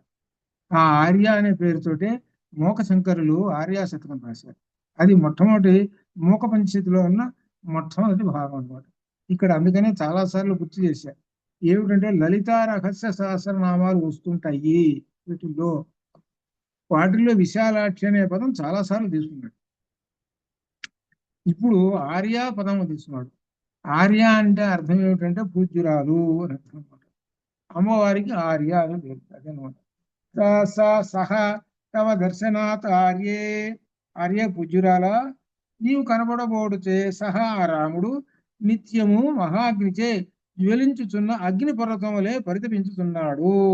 పరితప్యతే రాఘవ, ఎట్లా అగ్నినేవ అగ్ని పర్వత, అగ్ని పర్వతం ఏ విధంగా జ్వలిస్తూ ఉంటుందో ఆ విధంగా ఆయన బాధపడుతున్నాడు నిత్యము అని చెబుతున్నాడు. అవన్నీ చూశాడు, ఆభరణాలని, ఇంకా దుఃఖపడుతూ ఉన్నాడు. ఇంకా త్వత్కృతే తమ అనిద్రాచ శోకశ్చింతాచ రాఘవం తాపయంతి మహాత్మానం అగ్ని ఆకారమివాగ్నయ. ఈ కారణముగా మహాత్ముడైన రాముడు నీవు కనబడకపోవచ్చు. అనిద్ర, నిద్ర అసలు ఓటలేదు. ఏం పడుతున్నాడు, శోకం పడుతుంది. చింతలు, ఇవి అగ్ని గృహమును త్రేతాగ్ని తప్పింపజేయనట్లు తప్పింపజేసి. ఇక్కడ అర్థం ఏమిటి, త్రేతాగ్నులు అనేమాట అగ్ని ఆకారమివ అగ్నయ. అగ్ని గృహం అని ఉంటుంది. అగ్ని గృహంలో ఎన్ని ఉంటాయి, 3 అగ్నులు ఉంటాయి. 3 అగ్నులు ఏంటి అనమాట, గార్హపత్యము, దక్షిణాగ్ని, ఆహ్వనీయం అని 3 అగ్నులు ఉంటాయి. ఈ 3 అగ్నులు ఎప్పుడు మణుతూ ఉంటుంటాయి. వాటి మంత్రాలు ఇవన్నీ ఎంత ఉంటాయి, దాంతో హవిస్సులేయటం ఎంత ఉంటుంది. ఇది అగ్ని గృహం అని అంటారు. ఈ అగ్ని గృహం అనేటువంటిది ప్రాచీన కాలంలో ఋషులు వాళ్ళ ఇళ్లలో ఉంటుంటాయి, ఎల్లప్పుడూ ఉంటుంటాయి అనమాట. ఇట్లా అనమాట. అట్లనే మహారాజులు వాళ్ళ దగ్గర కూడా అగ్ని గృహాలు ఉంటాయి అన్నమాట. వీళ్ళ దశరథుడు వాళ్ళ యొక్క గృహంలో కూడా 3 అగ్నులు ఉన్నాయి. అలానే ఇక్కడ కూడా ఈయన ఏది అరణ్యవాసంలో కూడా 3 అగ్నుల్ని ఉపాసించాడు. 3 అగ్నుల్ని కూడా ఉపాసించాడు అరణ్యవాసంలో కూడా. ఆ విషయాన్ని గుర్తు చేస్తున్నాడు. ఇది 3 అగ్నులు అనమాట. అగ్ని గృహమును త్రేతాగ్నులు తప్పింపజేయనట్లు ఎలా అయితే తప్పింపజేస్తూ ఉన్నాయి అనగా, అగ్ని గృహంలో చేరితే మనకి ఎంతసేపటికి వేడి పుడుతుంటుంది. ఏంది ఎల్లప్పుడూ ఆ వేడి వస్తుందిగా, ఏమిటి అగ్ని యొక్క వేడి. అట్లనే ఈ విశేషంగా ఆయన నువ్వు కనపడబోవటం చేత ఈ విధంగా అగ్ని గృహం వల్లనే బాధపడుతూ ఉన్నాడు అని అర్థము. అయితే ఇందులో ఒక విశేషం ఉన్నది. ఏమిటంటే ఈ అగ్ని గృహము 3 అగ్నులు అని చెబుతున్నాడే, ఏమిటంటే దీనిలో విశేష త్రేతాగ్నులు. త్రేతాగ్నులు ఎవరు అనేటువంటిది ఆయనే. త్రేతాగ్నులు ఎవరు? ఆయనే. అనగా అగ్ని ఎవరన్నమాట? అగ్ని రూపం ఎవరు? మహావిష్ణువు లేక పరబ్రహ్మం లేక మహావిష్ణు రూపం అని చెప్పుకోవచ్చు. యజ్ఞో వై విష్ణు అని అనమాట. కాబట్టి ఆయనే దీనిలో. కానీ మనకేమనిపిస్తుంది? మానవ రూపం కాబట్టి ఆయన ఎల్లప్పుడూ 3 అగ్నులు సేవిస్తుంటాడు. అగ్నుల దగ్గర కూర్చున్నప్పుడు ఎలా అయితే వేడి పుడుతుంటుందో అట్లనే ఇప్పుడు కూడా వేడి పుడుతున్నది అనగా తాపము, బాధపడుతున్నాడు అని పైకి అర్థము. ఇక్కడ విశేషం ఏమిటి? త్రేతాగ్నులు ఆయనకి గుర్తుకొచ్చినాయి. వాటిని సేవించేటువంటి వాడు ఎల్లప్పుడు కూడా ఎవరు? రామచంద్రమూర్తి అనేటువంటి విషయం. అరణ్యవాసంలో కూడా త్రేతాగ్నుల్ని సేవించినటువంటి వాడు ఇక్కడ. అలా ఆ విధంగా ఆయన ఆ అగ్నులకి ఎలా అయితే బాధ ఉంటుందో వాళ్ళ తప్పింపజేస్తాయో అట్లనే ఆ విధంగా కూడా అని. చివరికి ఏమిటంటే శోకము, చింతలు. చివరికి శోకము, చింతలు ఇవి ఉన్నాయి. అనిద్ర, ఇది ఈ 3 లక్షణాలు. అనిద్ర, శోకము, చింతలు ఈ మూడు త్రేతాగ్నులకు పెట్టి ఈ విధంగా పోలికతోటి చెబుతున్నాడు అనమాట. ఇట్లా చెబుతూ 46 శ్లోకంలో ప్రవాదర్శన శోకేన రాఘవ ప్రవిచాల్యతే భగత భూమికంపేన మహానివ శిలోచ్చయ. నీవు కనపడకపోవడం చేత మహాభూకంపం, మహాపర్వతం కదలినట్లు రాముని శోకం కదల్చి వేస్తున్నది. ప్రవిచాల్యతే తవ అదర్శన శోకేన. తవ అదర్శన, అదర్శనం అంటే కనపడకపోవటం వలన, శోకేన దుఃఖం చేత రాఘవ రాముడు ప్రవిచాల్యతే కదిలిపోతూ ఉన్నాడు. ఎలా అంటే మహత గొప్ప భూమికంపేన, భూకంపం వచ్చినప్పుడు భూమి ఎలా అయితే కదిలిపోతుంటుందో ఆ విధంగా ఆయన చలిసిపోతున్నాడు. మహానివ శిలోచ్చయ, మహాపర్వతం కదిలినట్టుగా ఆ విధంగా భూకంపం వచ్చినప్పుడు పర్వతం కూడా కదిలిపోతుంది అట్లా అని ఈ విధంగా పోలిక చెబుతున్నాడు. అనగా అర్థం ఏమిటి? సీతాదేవి పక్కన లేకపోయేటప్పటికీ ఆయనకి ఇంత బాధగా ఉన్నది నీవు లేకపోవటం వలన ఒక్కరా ఈ విధంగా వియోగం అని చెప్పటం. అట్లా చెబుతూ 47లో కాననాని సురమ్యాణి నది ప్రశ్రవణాని చరన్ హరితి చరన్ నరతిం ఆప్నోతి త్వాం అపశ్యన్ నృపాత్మజే. నా ఆప్నోతి కాననాని సురమ్యాణి నదీ ప్రసవనాని చ. వీటన్నిటిని అడవులు, రమ్యమైనటువంటి అడవులు, నది ప్రసరవణానిచ, నదులు బాగా ప్రవహిస్తున్నాయి అవి అడవులు, నదులు, వీటన్నిటి కూడా తిరిగారు. ఎవరు? నీ కోసము. త్వాం అపశ్యన్ నృపాత్మజే, త్వాం నీ కోసము, నృపాత్మజే ఆ రామచంద్రమూర్తి తిరిగాడు, నీ కోసం అన్వేషణ చేశాడు. ఆ చేస్తే నీవు అపశ్యన్ కనపడలేదు అనగా ఇవన్నీ కూడా భూమి అంతా వెతికారు, కనపడలేదు అని చెబుతున్నాడు. వనాలు వెతికారు, నదులు వెతికారు, ఈ విధంగా సంచరిస్తూ చివరికి నీవు కనపడబోయేటప్పటికి వాళ్ళు సంతోషం లేదు వాళ్లకు అని చెబుతూ ఇక అంతటితోటి చెప్పేసిన తర్వాత 48లో చెబుతున్నాడు. సత్వాం మనుజ శార్దూల క్షిప్రం ప్రాప్స్యతి రాఘవ. ఇప్పుడు చెబుతున్నాడు పేర్లు.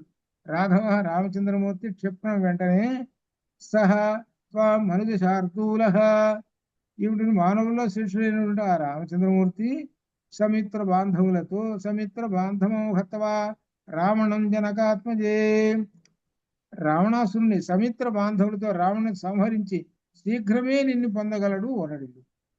చివరికి తాత్పర్యం చెబుతున్నాడు.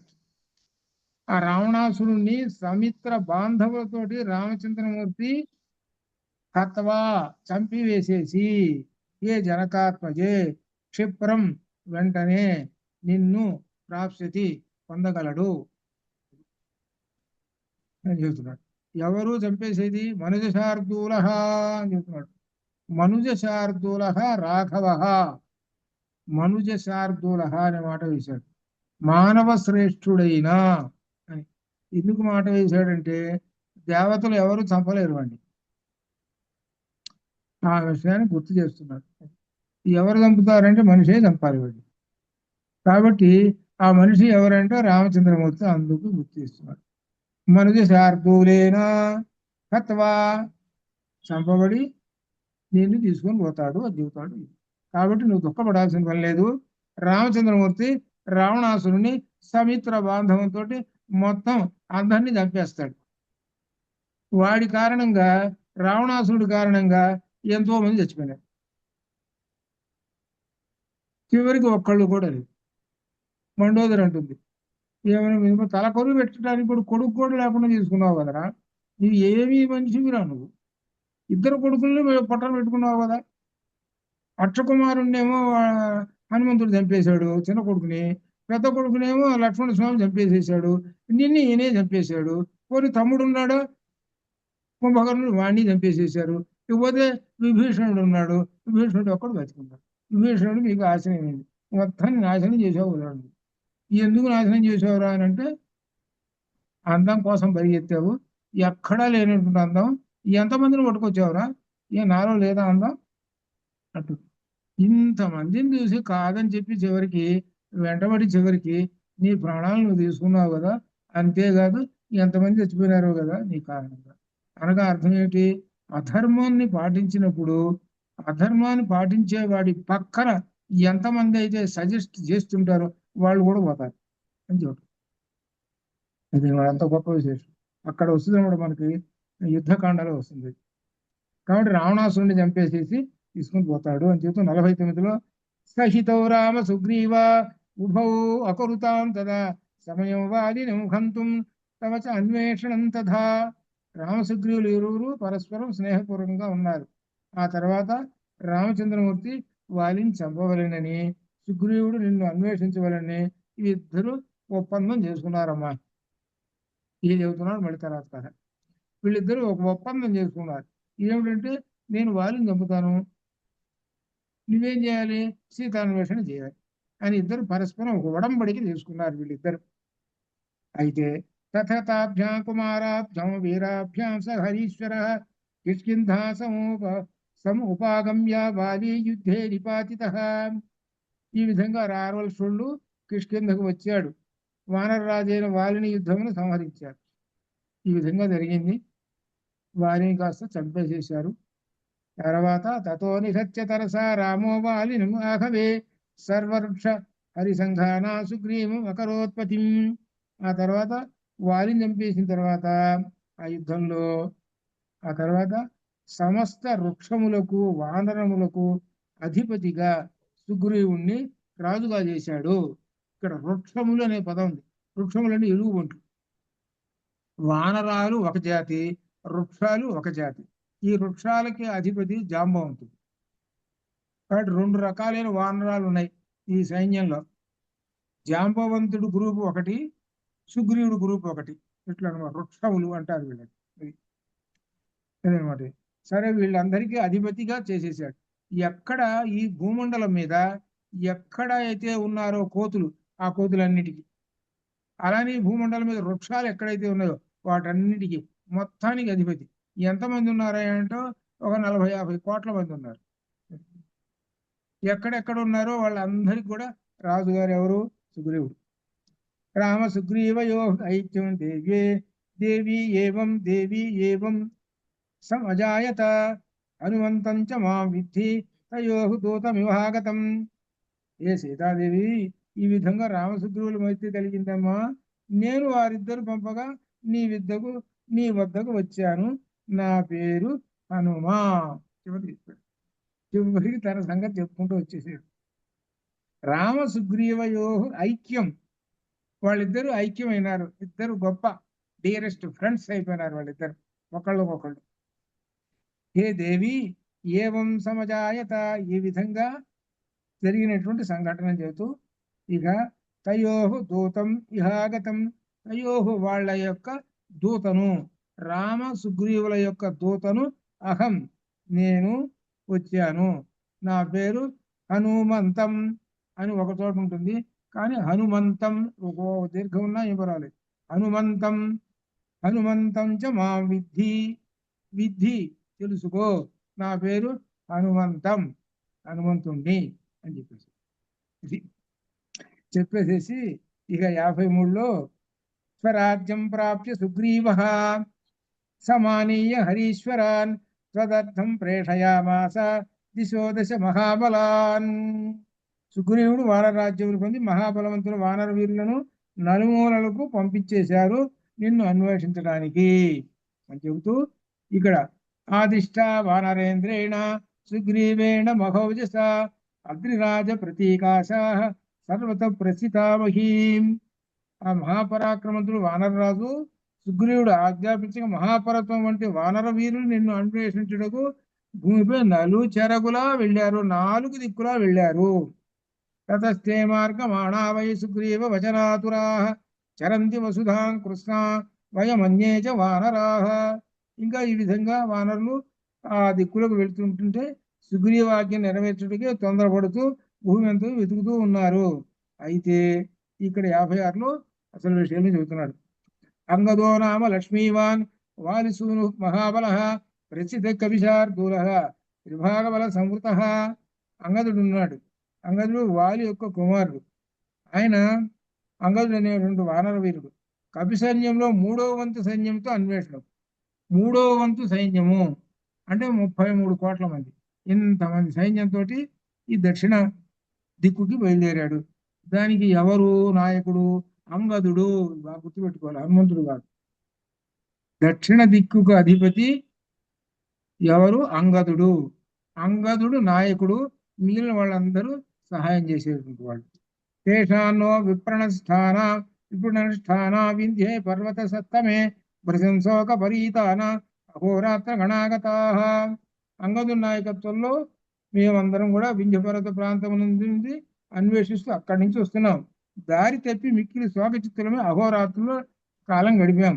ఆ విధంగా ఉన్నప్పుడు ఏవయం కార్య నైరాస్య కాలస్యాది క్రమేణ చ భయాశ్చ కపిరాజశ్చ ప్రాణాంత్యక్తుం వ్యవస్థితా. మేము కార్యం సాధించలేకపోయినామనే నిరాశతో ఉన్నాము. సుగ్రీవుడు విధించిన కాలం దాటిపోయినది. సుగ్రీవుడు దండించునను భయంతో ప్రాణములు చేతుకు నిర్ణయించుకున్నాం. 4 రోజులు దాటిపోయింది, నిన్ను ఎక్కడ చూడలేకపోయినాము. అప్పుడు విచిత్య వన దుర్గాణి గిరి ప్రసవనాని చ అనాసాద్య వత్పదం దేవ్యా ప్రాణాంత్యక్తం సముద్యతా. మేము నీ కోసం ప్రవేశింప శక్యము కాని వనాలు, కొండలు, శలయేళ్లు అన్ని చోట్ల అన్వేషణ చేశాం. కానీ నీ స్థానం కనబడకపోవడంతో మేము ప్రాణములను విడుచుటకు ప్రాణాంత్యక్తం సముద్యతా, ప్రాణాలు విడుచుటకు సిద్ధమైపోయినాము. అప్పుడు దృష్ట్వా ప్రాయోపవిష్టాంశ సర్వాన్ వానర పుంగవాన్ ప్రశంసోకార్ణవేమగ్రహ పర్యదే పరిదేవయత్ పరిదేవయత్ అంగదః. ప్రాయోపవేశానికి సిద్ధమైన సమస్త వానర శ్రేష్ఠులను అంగదుడు చూచి మిక్కిలి శోక సముద్రంలో ఉండిపోయినాడు. అనగా అందరూ ఆ సముద్ర తీరాన ఆ వానరులందరూ పడుకొని ప్రాయోపవేశం చేస్తామని సిద్ధమైనారు.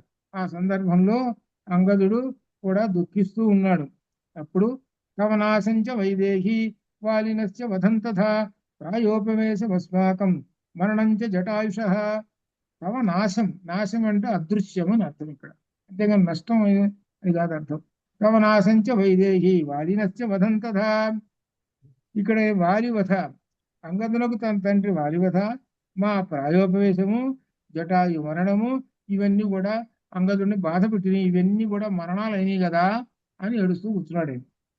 ఇక సంపాతి తేషాన్న స్వామి సందేశాత్ నిరాశానా ముమూర్షతాం కార్యహేతో కార్యహేతో ఇవాయత కార్యహేతో ఇవ ఆయత. కార్యహేతో ఇవ ఆయతః శకునిర్వీర్యవాన్ మహాన్ శకుః శకునిః అంటే శకుని పక్షంగా ఏమిటో శుభకార్యం. ఏమిటది? సుగ్రీవాజ్ఞను స్మరించి ప్రాణాలపై ఆశలు వదులుకున్నాము, చనిపోవడానికి సిద్ధంగా ఉన్నాము. అటువంటి సమయంలో మా కార్యం నెరవేరుతూ మహాపరాక్రమం ఒక పక్షి వచ్చింది. ఏమిటి ఆ పక్షి? శకునిహి.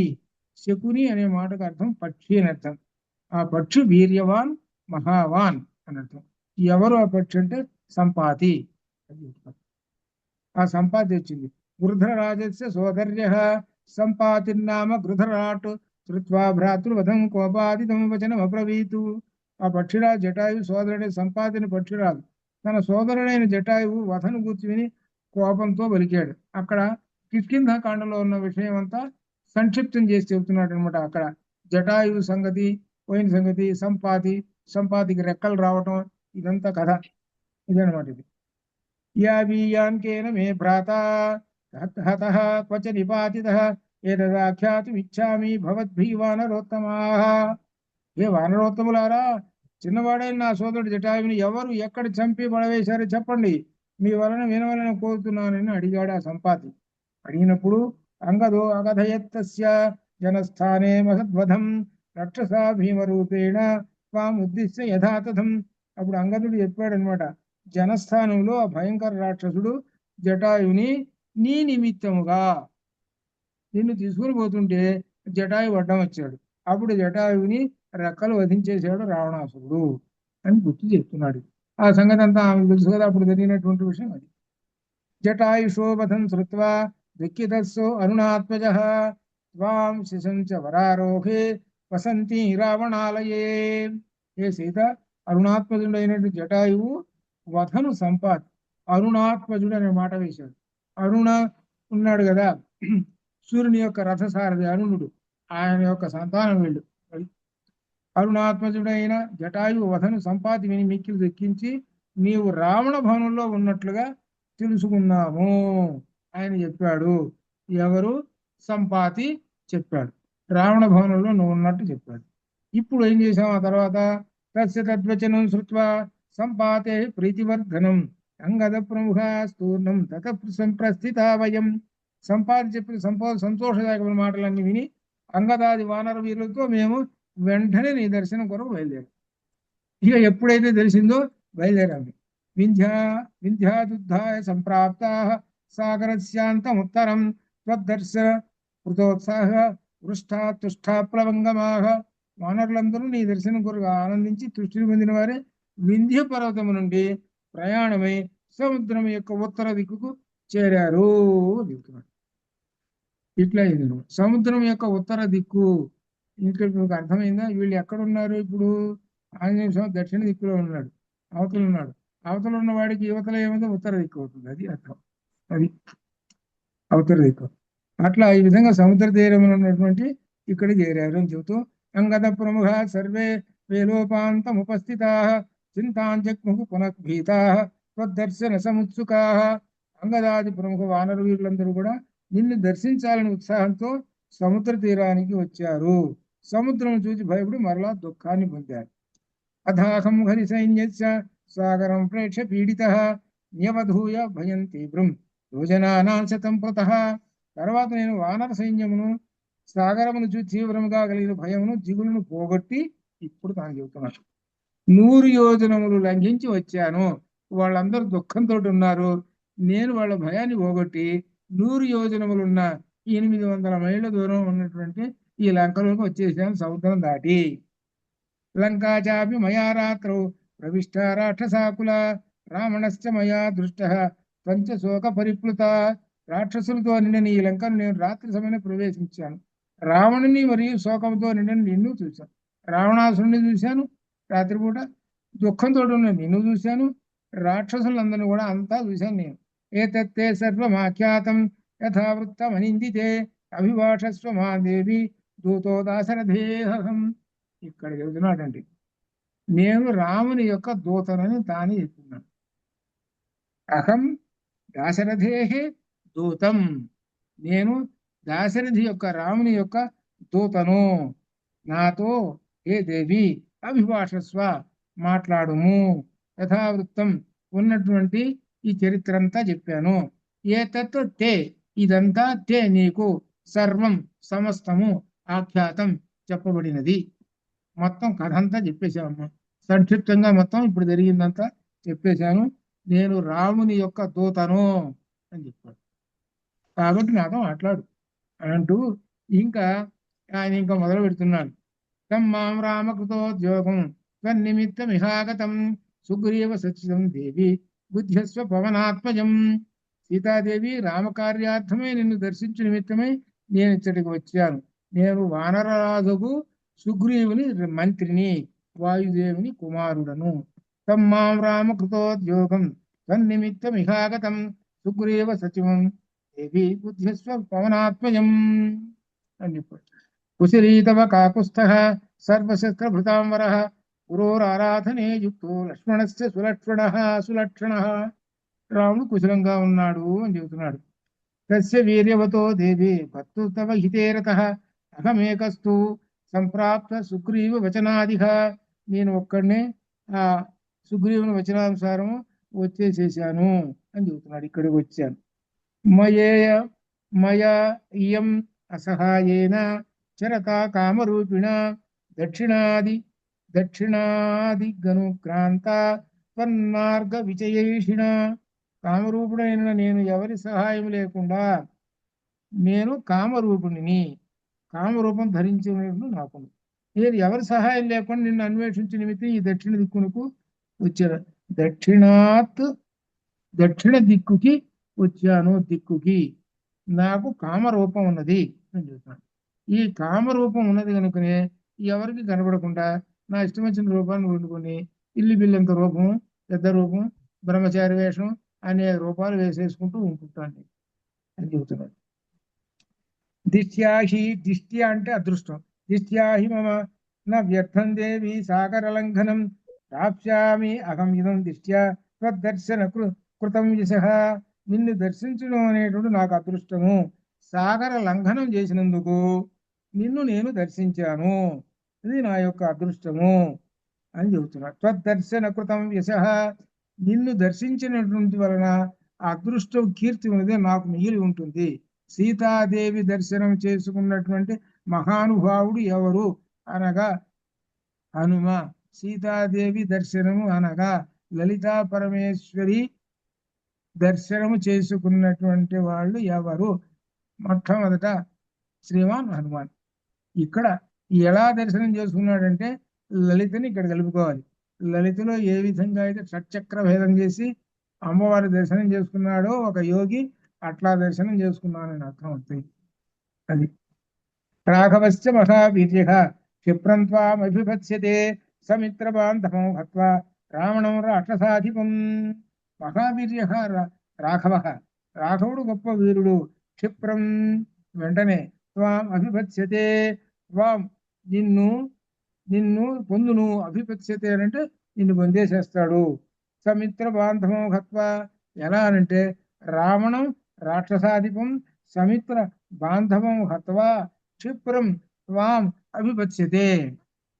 రావణాసురుని సమిత్ర బాంధవంతో సంహరించేసేసి వెంటనే నిన్ను పొందుతాడు అని చెబుతూ ఇకపోతే అసలు సంగతి చెబుతున్నాడు. తన సంగతి. మాల్యమాన్నామ వైదేహి గిరీణాముత్తమో గిరి తతో గచ్చతి గోకర్ణం పర్వతం కేసరి హరి. వైదేహి సీతాదేవి పర్వతంలో ఉత్తమమైన పర్వతం మాల్యవంతమైన పర్వతం ఉన్నది. ఆ పర్వతం నుండి కేసరి అనే పేరు గల వానరుడు గోకర్ణమును పర్వతానికి చేరాడు. సచదేవర్షిభి ఇష్టి పితామో మహాకపి తీర్థే నదిపితే పుణ్యే శంబసాధనముద్ధరతు. ఆ కేసరి నా తండ్రి. సముద్ర తీరమున గోకర్ణమను పుణ్య తీర్థం ఉంది, ఇది అందరికీ తెలిసినటువంటిది. వాటి అక్కడ శంబసాధనుడు అనే రాక్షసుడు ఉన్నాడు. అతన్ని దేవతలు ఋషులు సంహరించమని నా తండ్రిని అడిగారు. అడిగితే నా తండ్రి వాడిని సంహరించాడు, శంబసాధనుడనే రాక్షసుని. ఆ తర్వాత తస్య ఆమోహరిణ క్షేత్రే జాతో వాతేన మైథిలి హనుమానిది విఖ్యాతో లోకేశ్వేనైవ కర్మణ. ఏ వైదేహి, ఆ వానరుడైన కేసరి భార్య యందు వాయుదేవుని ప్రభావం వల్ల నేను జన్మించి తిని నా కర్మను అనుసరించి లోకములో నాకు హనుమ. ఇక్కడ ఒక విశేషం వేశాడు. లోకే స్వేనైవ కర్మణ స్వ ఏవ కర్మణ ఏమిటి నా యొక్క కర్మ వలన నాకు హనుమ అనే పేరు వచ్చింది అన్నాడు. దీనికి ఒక పెద్ద కథ. ఏమిటి కథ అంటే, చిన్నప్పుడు సూర్యుని చూసి పరిగెత్తాడని, ఆ తర్వాత వజ్రాయుధం ఆయన ప్రయోగించగానే ఆ వజ్రాయుధము ఆయన ఒక దౌడలకి తగిలిందని, ఆ దౌడల మీద మచ్చబడ్డదని, అప్పటి నుంచి ఆ హనుమ అంటే వజ్రాయుధం దెబ్బకు, వజ్రాయుధం యొక్క ఘాతమునకు దౌడ దెబ్బతిన్నది కాబట్టి ఆయనకి దౌడ అంటే హనుమ. ఇంకొక అర్థం హనువు అంటే దౌడ అని అర్థం. హనువు అంటే దౌడ. ఆ హనువుకి తగిలింది కాబట్టి అప్పటి నుంచి ఈయనకు ఒక పేరు పెట్టారు. ఎలా ఈయన చూడంగానే ఈయన ముఖం మీద దౌడ మీద ఒక ఘాటు ఒకటి కనపడదు. అందుకని ఈయనకి హనుమా అని పేరు పెట్టారు. అది కర్మణ. అది అందువల్ల నా కర్మ వలన నాకు హనుమ అనేటువంటి పేరు పెట్టారు అని చెబుతున్నాడు. అది ఆ తర్వాత 83లో విశ్వాసార్థంతో వైదేహి భర్తురుక్త మయా గణా మయా గుణా అచిరాద్ రాఘవో దేవి స్వామితో నైత అనఖే. ఏ వైదేహి, నీకు విశ్వాసం కలిగించుటకే నీ భర్త రాముని గుణగణాలన్నీ కూడా చెప్పేశాను నేను. అచిర కాలంలోనే నిన్ను ఇక్కడ నుండి రాముడు తీసుకుని పోతాడు. అచిరాత్ రాఘవో దేవి, ఏ దేవి అచిరాత్ తొందరలోనే నిన్ను త్వాం ఇతః, త్వాం నిన్ను ఇతః ఇక్కడ నుండి నయిత తీసుకొని పోను అనకే ఏ పుణ్యాత్మురాలా నేను అచిర కాలంలోనూ తీసుకొని వెళతాడు. ఏమ విశ్వాసిత సీత ఏతు విశ్వక దర్శిత ఉపపన్నై విజ్ఞానై దూతం తమవగచ్చతి. శోకముచే కృషించిన సీతాదేవి హనుమంతుడు చెప్పిన తగిన కారణములచే విశ్వసించి రామలక్ష్మణ లక్షణములచే అతనిని రామదూతయే అని పూర్తిగా విశ్వసించినది. ఇక తిరుగులేదు. ఎంత కష్టపడ్డాడు ఈయన ఆమె విశ్వసించడానికి. అది అతులంచ గత గత హర్షం. అతులం అంటే సాటి లేని గొప్ప హర్షము. గతాహర్షం ప్రహర్షేణ చ జానకి. అది జానకి ఎంత సంతోషమో చెప్పలేదు. ఇక ఆ సంతోషానికి మించినంత సంతోషమే లేదు. ఎంత దుఃఖం అయితే ఉందో అంతటికి ఆపోజిట్ ఇప్పుడు అది అర్థం. అది దుఃఖం అంతా పోయింది, శరీరంలో ఎక్కడ దుఃఖం లేదు. పట్ల నేత్రాభ్యం వక్ర పట్మాభ్యం ముమోచ ఆనంద జంజలం. ఎక్కడా లేని ఆనందాన్ని పొందింది. ఆనందంతో ఆమె అందమైన కరురెప్పల నుండి ఆనంద బాష్పములు. ముమోచ ఆనందజం జలం. ఈ శ్లోకం కోసమే హనుమ ఎంత కష్టపడ్డాడు. దీనికోసమే ఎక్కడి నుంచి వచ్చాడు చూసి, ఎక్కడి నుంచి చెప్పుకుంటూ వచ్చాడో చూసుకోండి. అది ఇప్పుడు ఏమాత్రము శోకం అనేది ఎక్కడ రవ్వంతా కూడా లేదు. ఎంత ఉందంటే కొండంత సంతోషం ఉంది. కొండంత దుఃఖం పోయింది, కొండంత సంతోషం కలిగింది. ఇంకా ఏమికి ఏమీ దుఃఖం లేదు. ఇంత ఇదనమాట. ఎందుకంటే కూర్చున్నాడుగా, ఎదురుగా కూర్చున్నాడు కదా, ఎవరు హనుమ కూర్చున్నాడు కదా. ఇక దుఃఖం అంతా పోయి ఆనందంతో ఉండి ఇప్పుడు విశేషమైన ఇది ఒక శ్లోకం 86లో.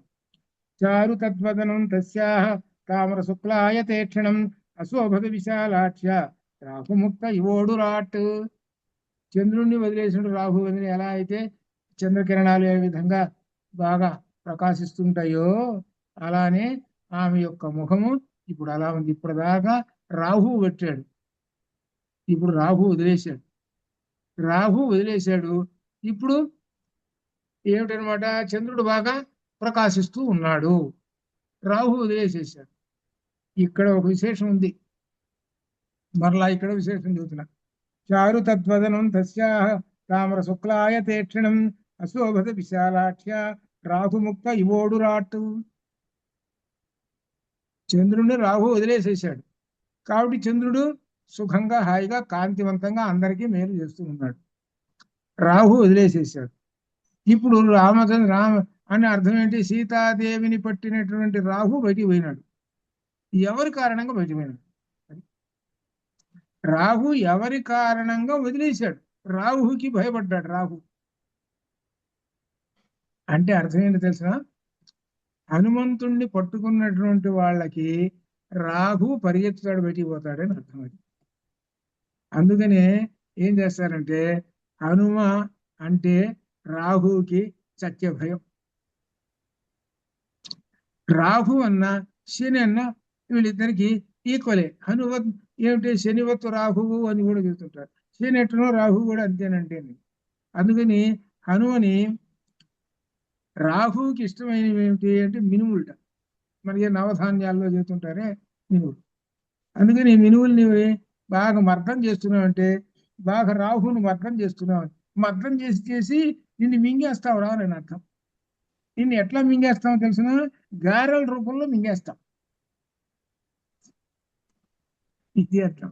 అందుకని ఆ బాగా గారెల దండ చుట్టి ఆంజనేయ స్వామి మెడలో వేస్తాం. ఆంజనేయ స్వామి ఏంటి ఒక్కొక్క రాహుని బాగా మర్దం చేసి ఏంటి వాళ్ళందరినీ మెడలో వేసుకున్నాడు అని అర్థం. అది ఇంత కథ ఉంది దానికి. రాహు మర్దన అని అర్థం అనమాట. గారెల దండ లోపల ఆయనకి వేశారని కొంతమంది ఉంటారు కదా. శనివారం వచ్చిందంటే ఏమండి గారెల దండ వేస్తామండి మేము. కానీ డబ్బులు కట్టు అయిపోయింది. వేసేసారు గారెల దండ.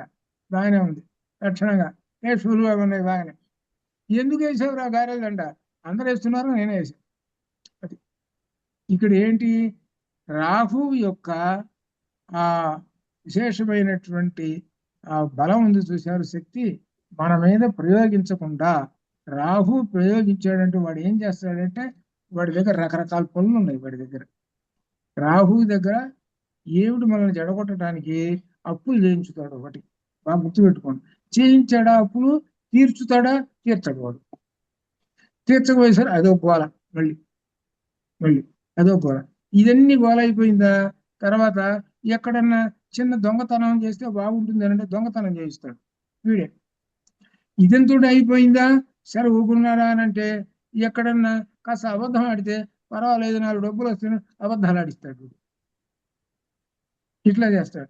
ఇవన్నీ కాకపోయిన తర్వాత తన్నులు తింటాడు. ఇవన్నీ అయిపోయిన తర్వాత ఏం చేస్తాడు? జైల్లో పెట్టిస్తాడు. ఇన్ని లక్షణాలు వీడి దగ్గర ఉన్నాయి. ఈ రాహు దగ్గర ఉన్న లక్షణాలు. మళ్ళీ డబ్బులు తెప్పిస్తాడు. ఎట్లా తెప్పిస్తాడో ధర్మంగా తెప్పించాడు. ఎవడి జేబో కొట్టిచ్చేస్తాడు. ఈ విధంగా ఈ దుర్లక్షణాలన్నీ కూడా ఈ రాహు దగ్గర ఉంటాయి. అందువలన ఈ దుర్లక్షణాలన్నీ పోగొట్టడానికి కోసం ఆ హనుమను పట్టుకుంటే హనుమ పేరు వినంగానే వాడు బయటికి పరిగెత్తాడు.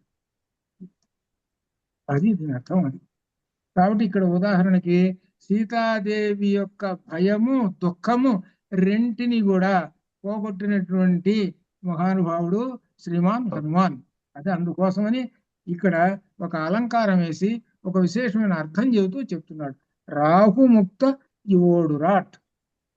రాహు నోటిలో నుంచి బయటికి వచ్చినటువంటి చంద్రుడు. ఇప్పటిదాకా అమ్మవారైనటువంటి చంద్రుడు రాహు నోట్లో ఉన్నాడు. ఎప్పుడైతే హనుమ వచ్చి కూర్చున్నాడో, ఎదురుగా కూర్చున్నాడో, అప్పుడు ఆ రాహు ఏం చేశాడు? ఈ చంద్రుని వదిలేసేసాడు. అయ్యా నమస్కారం అన్నాడు. ఆయన వెళ్ళిపోయాడు. ఇది అర్థం. చారు తద్వదనం తస్యా తామ్ర శుక్లాయతే క్షణం అశోభత విశాలాక్ష రాహు ముక్త యువోడు రాట్. కాబట్టి హనుమను పట్టుకున్నటువంటి వాళ్ళకి రాహు దోషము ఉండదు.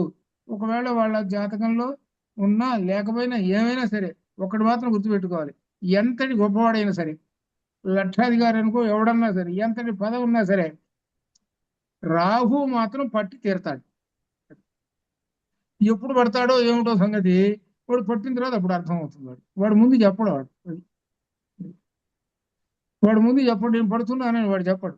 చెప్పకుండా పట్టేస్తాడు. అది అందుకని ఎల్లప్పుడూ మనకి ఆంజనేయ స్వామి వారు మన పక్కన ఉన్నాడు అనుకో, వాడు ఎప్పుడు పడదాం పడదాం పడదాం అని చూస్తుంటాడు. అనుకుంటుంటేప్పుడు చూసి చూసి విసుగు పుట్టి ఇక వీడిని పట్టుకోవడం మన వల్ల కాదురా బాబాయ్ అని అనుకొని నేను పోతా లేననుకొని వాడు ఎటో పోతాడు. మన పక్క వెంటనే వస్తూనే ఉన్నాడు ఎవరు ఆంజనేయ స్వామి వారు. ఇంకెక్కడ పడతాడు? మనం ఏం చేస్తాము? ఇదిగో పట్టుకున్నాం, ఆయన మాటలు చెబుతున్నాం. ఏది ఆయన ఎప్పుడైతే చెప్పాడో, ఏది రామాయణం చెప్పాడు కదా, ఆ చెప్పిన రామాయణం అంతా మనం ఆ మనసులో పెట్టుకొని చెబుతూ ఉన్నాం చక్కనేటువంటి స్వరంతో. అదిగా మాధవ్ మన పాడింది. అట్లా ఇంకా మళ్ళీ మాధవ్ చక్కగా స్వరంతో పాడితే అది ఏమిటంటే మనకి తొందరగా మరలా రిపీట్ అవుతాయి. అట్లా ఆ శ్లోకాలు అట్లా వచ్చేటప్పటికి ఆంజనేయ స్వామి వారు వస్తాడు మన వెంబట. ఆయన ఎప్పుడు ఉంటూనే ఉంటుంటాడు. కాబట్టి మనకి ఇహ ప్రపంచంలో ఎటువంటి భయాలు లేకుండా రక్షించేటువంటి వాడు శ్రీమాన్ హనుమాన్. అది గొప్ప విశేషం. అది అని చెబుతూ హనుమంతం కపిం వ్యక్తం మన్యతే నాణ్యధేతి సా అధోవాచ హనుమాంత ఉత్తరం ప్రియదర్శనాం. ఏ సీతాదేవి హనుమంతుని పూర్తిగా వానరుడని భావించినది ఆమె. ఇప్పుడు హనుమంతం కపిం వ్యక్తం మన్యతే నా అన్యధేతి సా, చివరికి ఈ వానరుడు పూర్తిగా హనుమంతుడు, ఈ వానరుడు మరొకరుగా కానే కాదు, ఇతడు రావణాసురుడు కానే కాదు. అంటే క్రితం అనుకున్నదిగా, ఓ మాయావి నువ్వు లోపలికి పో, నన్ను ఇట్లా బాధ పెడుతున్నావు అని అన్నది కదా. అప్పుడు రావణాసురుడు అనుకున్నది కదా ఈ హనుమంతుడిని చూసి. ఇప్పుడు ఏమనుకుంటుంది, అసలు ఈయన వానరుడు రావణాసురుడు కానే కాదయ్యా, ఈయన వానరుడేను హనుమ, శ్రీమాన్ హనుమ రామదూత, ఇందులో తిరుగులేదు అని పూర్తిగా విశ్వసించినది అమ్మవారు. తరువాత ప్రియదర్శనకు సీతతో హనుమ ఈ విధంగా అంటున్నాడు, ఏ తత్తే సర్వమాఖ్యాతం సమాశ్వసి మైథిలి కిం కరోమి కథం వాతే రోచతే ప్రతియామి అహం. అమ్మా, సర్వం అంతా చెప్పేశాను, ఇక నువ్వు దుఃఖించాల్సిన పని ఏమీ లేదు. నీ కొరకు ఏమి చేయమందువో, నీకేది ఇష్టమో చెప్పు, చేసేస్తా, ఇక నేను తిరిగి వెళతాను అంటున్నాడు. నీకు ఇష్టమైంది ఏమిటో చెప్పు. ఇక్కడ విశేషం ఏంటంటే, దుఃఖం అనేది పోయిందా, ఇక లేదు దుఃఖం అంటే. ఈయన ఇదంతా చూసి ఇదంతా మాట లంకం తగలబెట్టు అంతా వెళ్ళిపోయినాడుగా, ఆ తర్వాత దుఃఖం అనే మాటే లేదు అసలు ఆయనకి. ఎప్పుడైతే హనుమ వచ్చి ఈ విధంగా అన్ని చెప్పాడో, కొండంత సంతోషంతో ఉన్నదో, ఏమాత్రము ఎప్పుడు కూడా దుఃఖం ఇంత రవంత కూడా లేదు. కాబట్టి అమ్మ అంతా చెప్పేశాను, ఇప్పుడు నేను ఏం చేయమంటావు, నన్ను చెప్పు, ఏం చేయమంటావో చెప్పు, నీకోసం చేస్తాను, నేను వచ్చిన పని పూర్తి అయిపోయింది, ఇక నేను వెళతా అంటుంది. కానీ అసలు విషయం ఉంది, ఎంత తెలివి వల్లాడో చూసావా. తర్వాత దానిలో ఏమొస్తుంది, అంగుళీయక ప్రధానం వస్తుంది. ఇది ఎంత ముఖ్యమో, అంగుళీయక ప్రధానం విన్నటువంటి వాళ్ళకు ఇంకొక 10 పైసలు ఎక్కువ శక్తి వస్తుంది, పుణ్యం కానీ శక్తి కానీ. అంగుళీయక ప్రధానంలో గొప్ప విశేషం ఉన్నదన్నమాట. ఇక్కడ చివరిది 89లో అంటాడు, హతే సురే సంవ్యతి సంపసాదనే, హతే సురే సంవ్యతి సంపసాదనే కపి ప్రవీరేణ మహర్షి చోదనాతు తతోస్మి వాయు ప్రభవో హి మైథిలి ప్రభావత తత్ప్రతిమశ్చ వానరః. ఈ మైథిలి మహర్షులు కోరగా కపివీరుడైనటువంటి కేసరి అనేటువంటి ఆయన శంబసాదుడనే రాక్షసుని సంహరించేశాడు. ఆయన యొక్క కపివీరుడు, ఆయన యొక్క కుమారుడును నేను ఆయన యొక్క క్షేత్రజ్ఞుడను, వాయుదేవుని వలన జన్మించిన వాడను, పరాక్రమంలో కూడా నేను వాయుదేవునితో సమానుడను అని కూడా చెప్పాడు. ప్రభావత ప్రతిమశ్చ వానరః వాయు ప్రభవో హి మైథిలి. నేను వాయుదేవుని యొక్క కుమారుని, వాయుదేవుడు ఎంతటి శక్తివంతుడో నేనంత శక్తివంతుణ్ణి తనే చెప్పుకుంటూ ఉన్నాడు. నా తండ్రి కేసరి, ఆయన శంబసాధనుడనే రాక్షసుని సంహరించాడు. ఎందుకు చెబుతున్నాడు రాక్షసుని సంహరించాడని? దీనిలో ఒకటి ఉన్నది వెనక. మా తండ్రి కేసరి, ఆయన శంబసాధనుడనే రాక్షసుని సంహరించాడు. ఎందుకు చెబుతున్నాడు అంటే అర్థం ఏంటంటే, మా నాయనకే అలవాటు ఉందండి. ఏం అలవాటు అంటే రాక్షసులు చంపడం. కాబట్టి నేను ఆయన దేవుని కొడుకు, ఆయన కొడుకుని కదా నేను, నాకు కూడా అదే అలవాటమ్మా అని. అసలు రహస్యం అది, అసలు రహస్యం అది. మా నాయనకున్న లక్షణం నాకు కూడా వచ్చింది అని చెబుతున్నాడు. అది అనగా హనుమ రాక్షసుల్ని చంపేస్తాడు. రాక్షసులు మనకు తర్వాత వస్తుంది, ఇక పరిగెత్తుతుంటారు, ఒక్కొక్కడు పరిగెత్తుతుంటారు. ఏం పరిగెత్తుంటారో ఆయన చూసి, ఆయన భీకరమైన రూపాన్ని చూసి అనమాట. అందుకనే ఎక్కడ చూసినా నా తండ్రి కేసరి, మా నాయన శంబసాధనుడు రాక్షసుని చంపాడు, అది ఇది, నా పేరు హనుమ అంటే ఏంటి, మా నాయన చేసిన పని నేను కూడా చేస్తా. దీనిలో ఉన్న రహస్యం అది. రాక్షస సంహారం చేయడం మా ఇంట పుట్టింది అని అర్థం అనమాట. అది వీళ్ళు చూడండి. తతోస్మి వాయు ప్రభవో హి మైథిలి ప్రభావత ప్రతిమశ్చ వానరః అని ఈ విధంగా తనని గురించి అంత చెప్పి పూర్తిగా ఆమెకు కొండంత సంతోషాన్ని తెచ్చిపెట్టినటువంటి వాడు రాహు అనేవాడిని బయటికి పంపించేసేసాడు. ఆమె దగ్గర రాహు లేడు, ఇంకా ఆమె దగ్గర. ఇక ఆమెకు అంతా సంతోషంగా ఉన్నది. ఇక తర్వాత 36వ సర్గం ఉన్నదే గొప్ప విశేషం ఏంటంటే ఈ 36వ సర్గం పాపహరము, ఆపదలు సంభవించవు, ఎల్లప్పుడూ కూడా శుభాలు ఉంటాయి, చాలా గొప్పదైనటువంటి ఈ ఇది మరలా మనం సోమవారం నాడు, ఒక్క సోమవారం నాడు పూర్తి కాదు, ఇది 2 రోజులు పడుతుంది. ఇది దీనిలో విశేషాలతోటి వస్తుంది. దీనిలో కూడా మనకి ఇప్పుడు రామాయణం చెప్పాడు కదా ఆయన, దీన్ని శుభ్రంగా మన మాధవి పడుతుంది అనుకో. అయితే ఇది అట్లనే ఎంత క్రితం 2 పంపించింది, మనకు కూడా దానిలో వచ్చేసి అది ఒకసారి వింటుంటే మీకు కూడా కొన్ని పదాలు అట్లా వస్తాయి అనమాట. ఆ విధంగా ప్రయత్నం చేయండి. తర్వాత మనకు సోమవారం నాడు 36వ సర్గ చెప్పుకుందాం అనమాట. అది అంతవరకు శుభం భూయాత్. ఓం పూర్ణమదః పూర్ణమిదం పూర్ణాత్ పూర్ణముదచ్యతే పూర్ణస్య పూర్ణమాదాయ పూర్ణమేవావశిష్యతే. అసతో మా సద్గమయ తమసో మా జ్యోతిర్గమయ మృత్యోర్మా మృతంగమయ. ఓం శాంతి శాంతి. శుభం భూయాత్.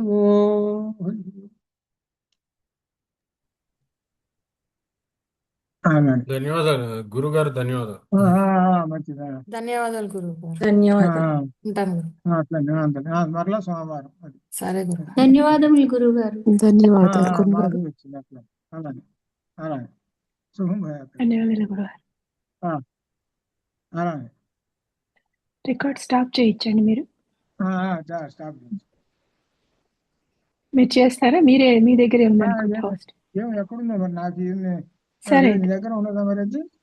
లేదండి, ఆయన పూజలో ఉన్నారు కదా, నాకు ఇవ్వలేదు. సరేలేండి, మేము జస్ట్ లాగౌట్ అయిపోతాం. ఓకే. అందరు లాగౌట్ అవ్వచ్చు.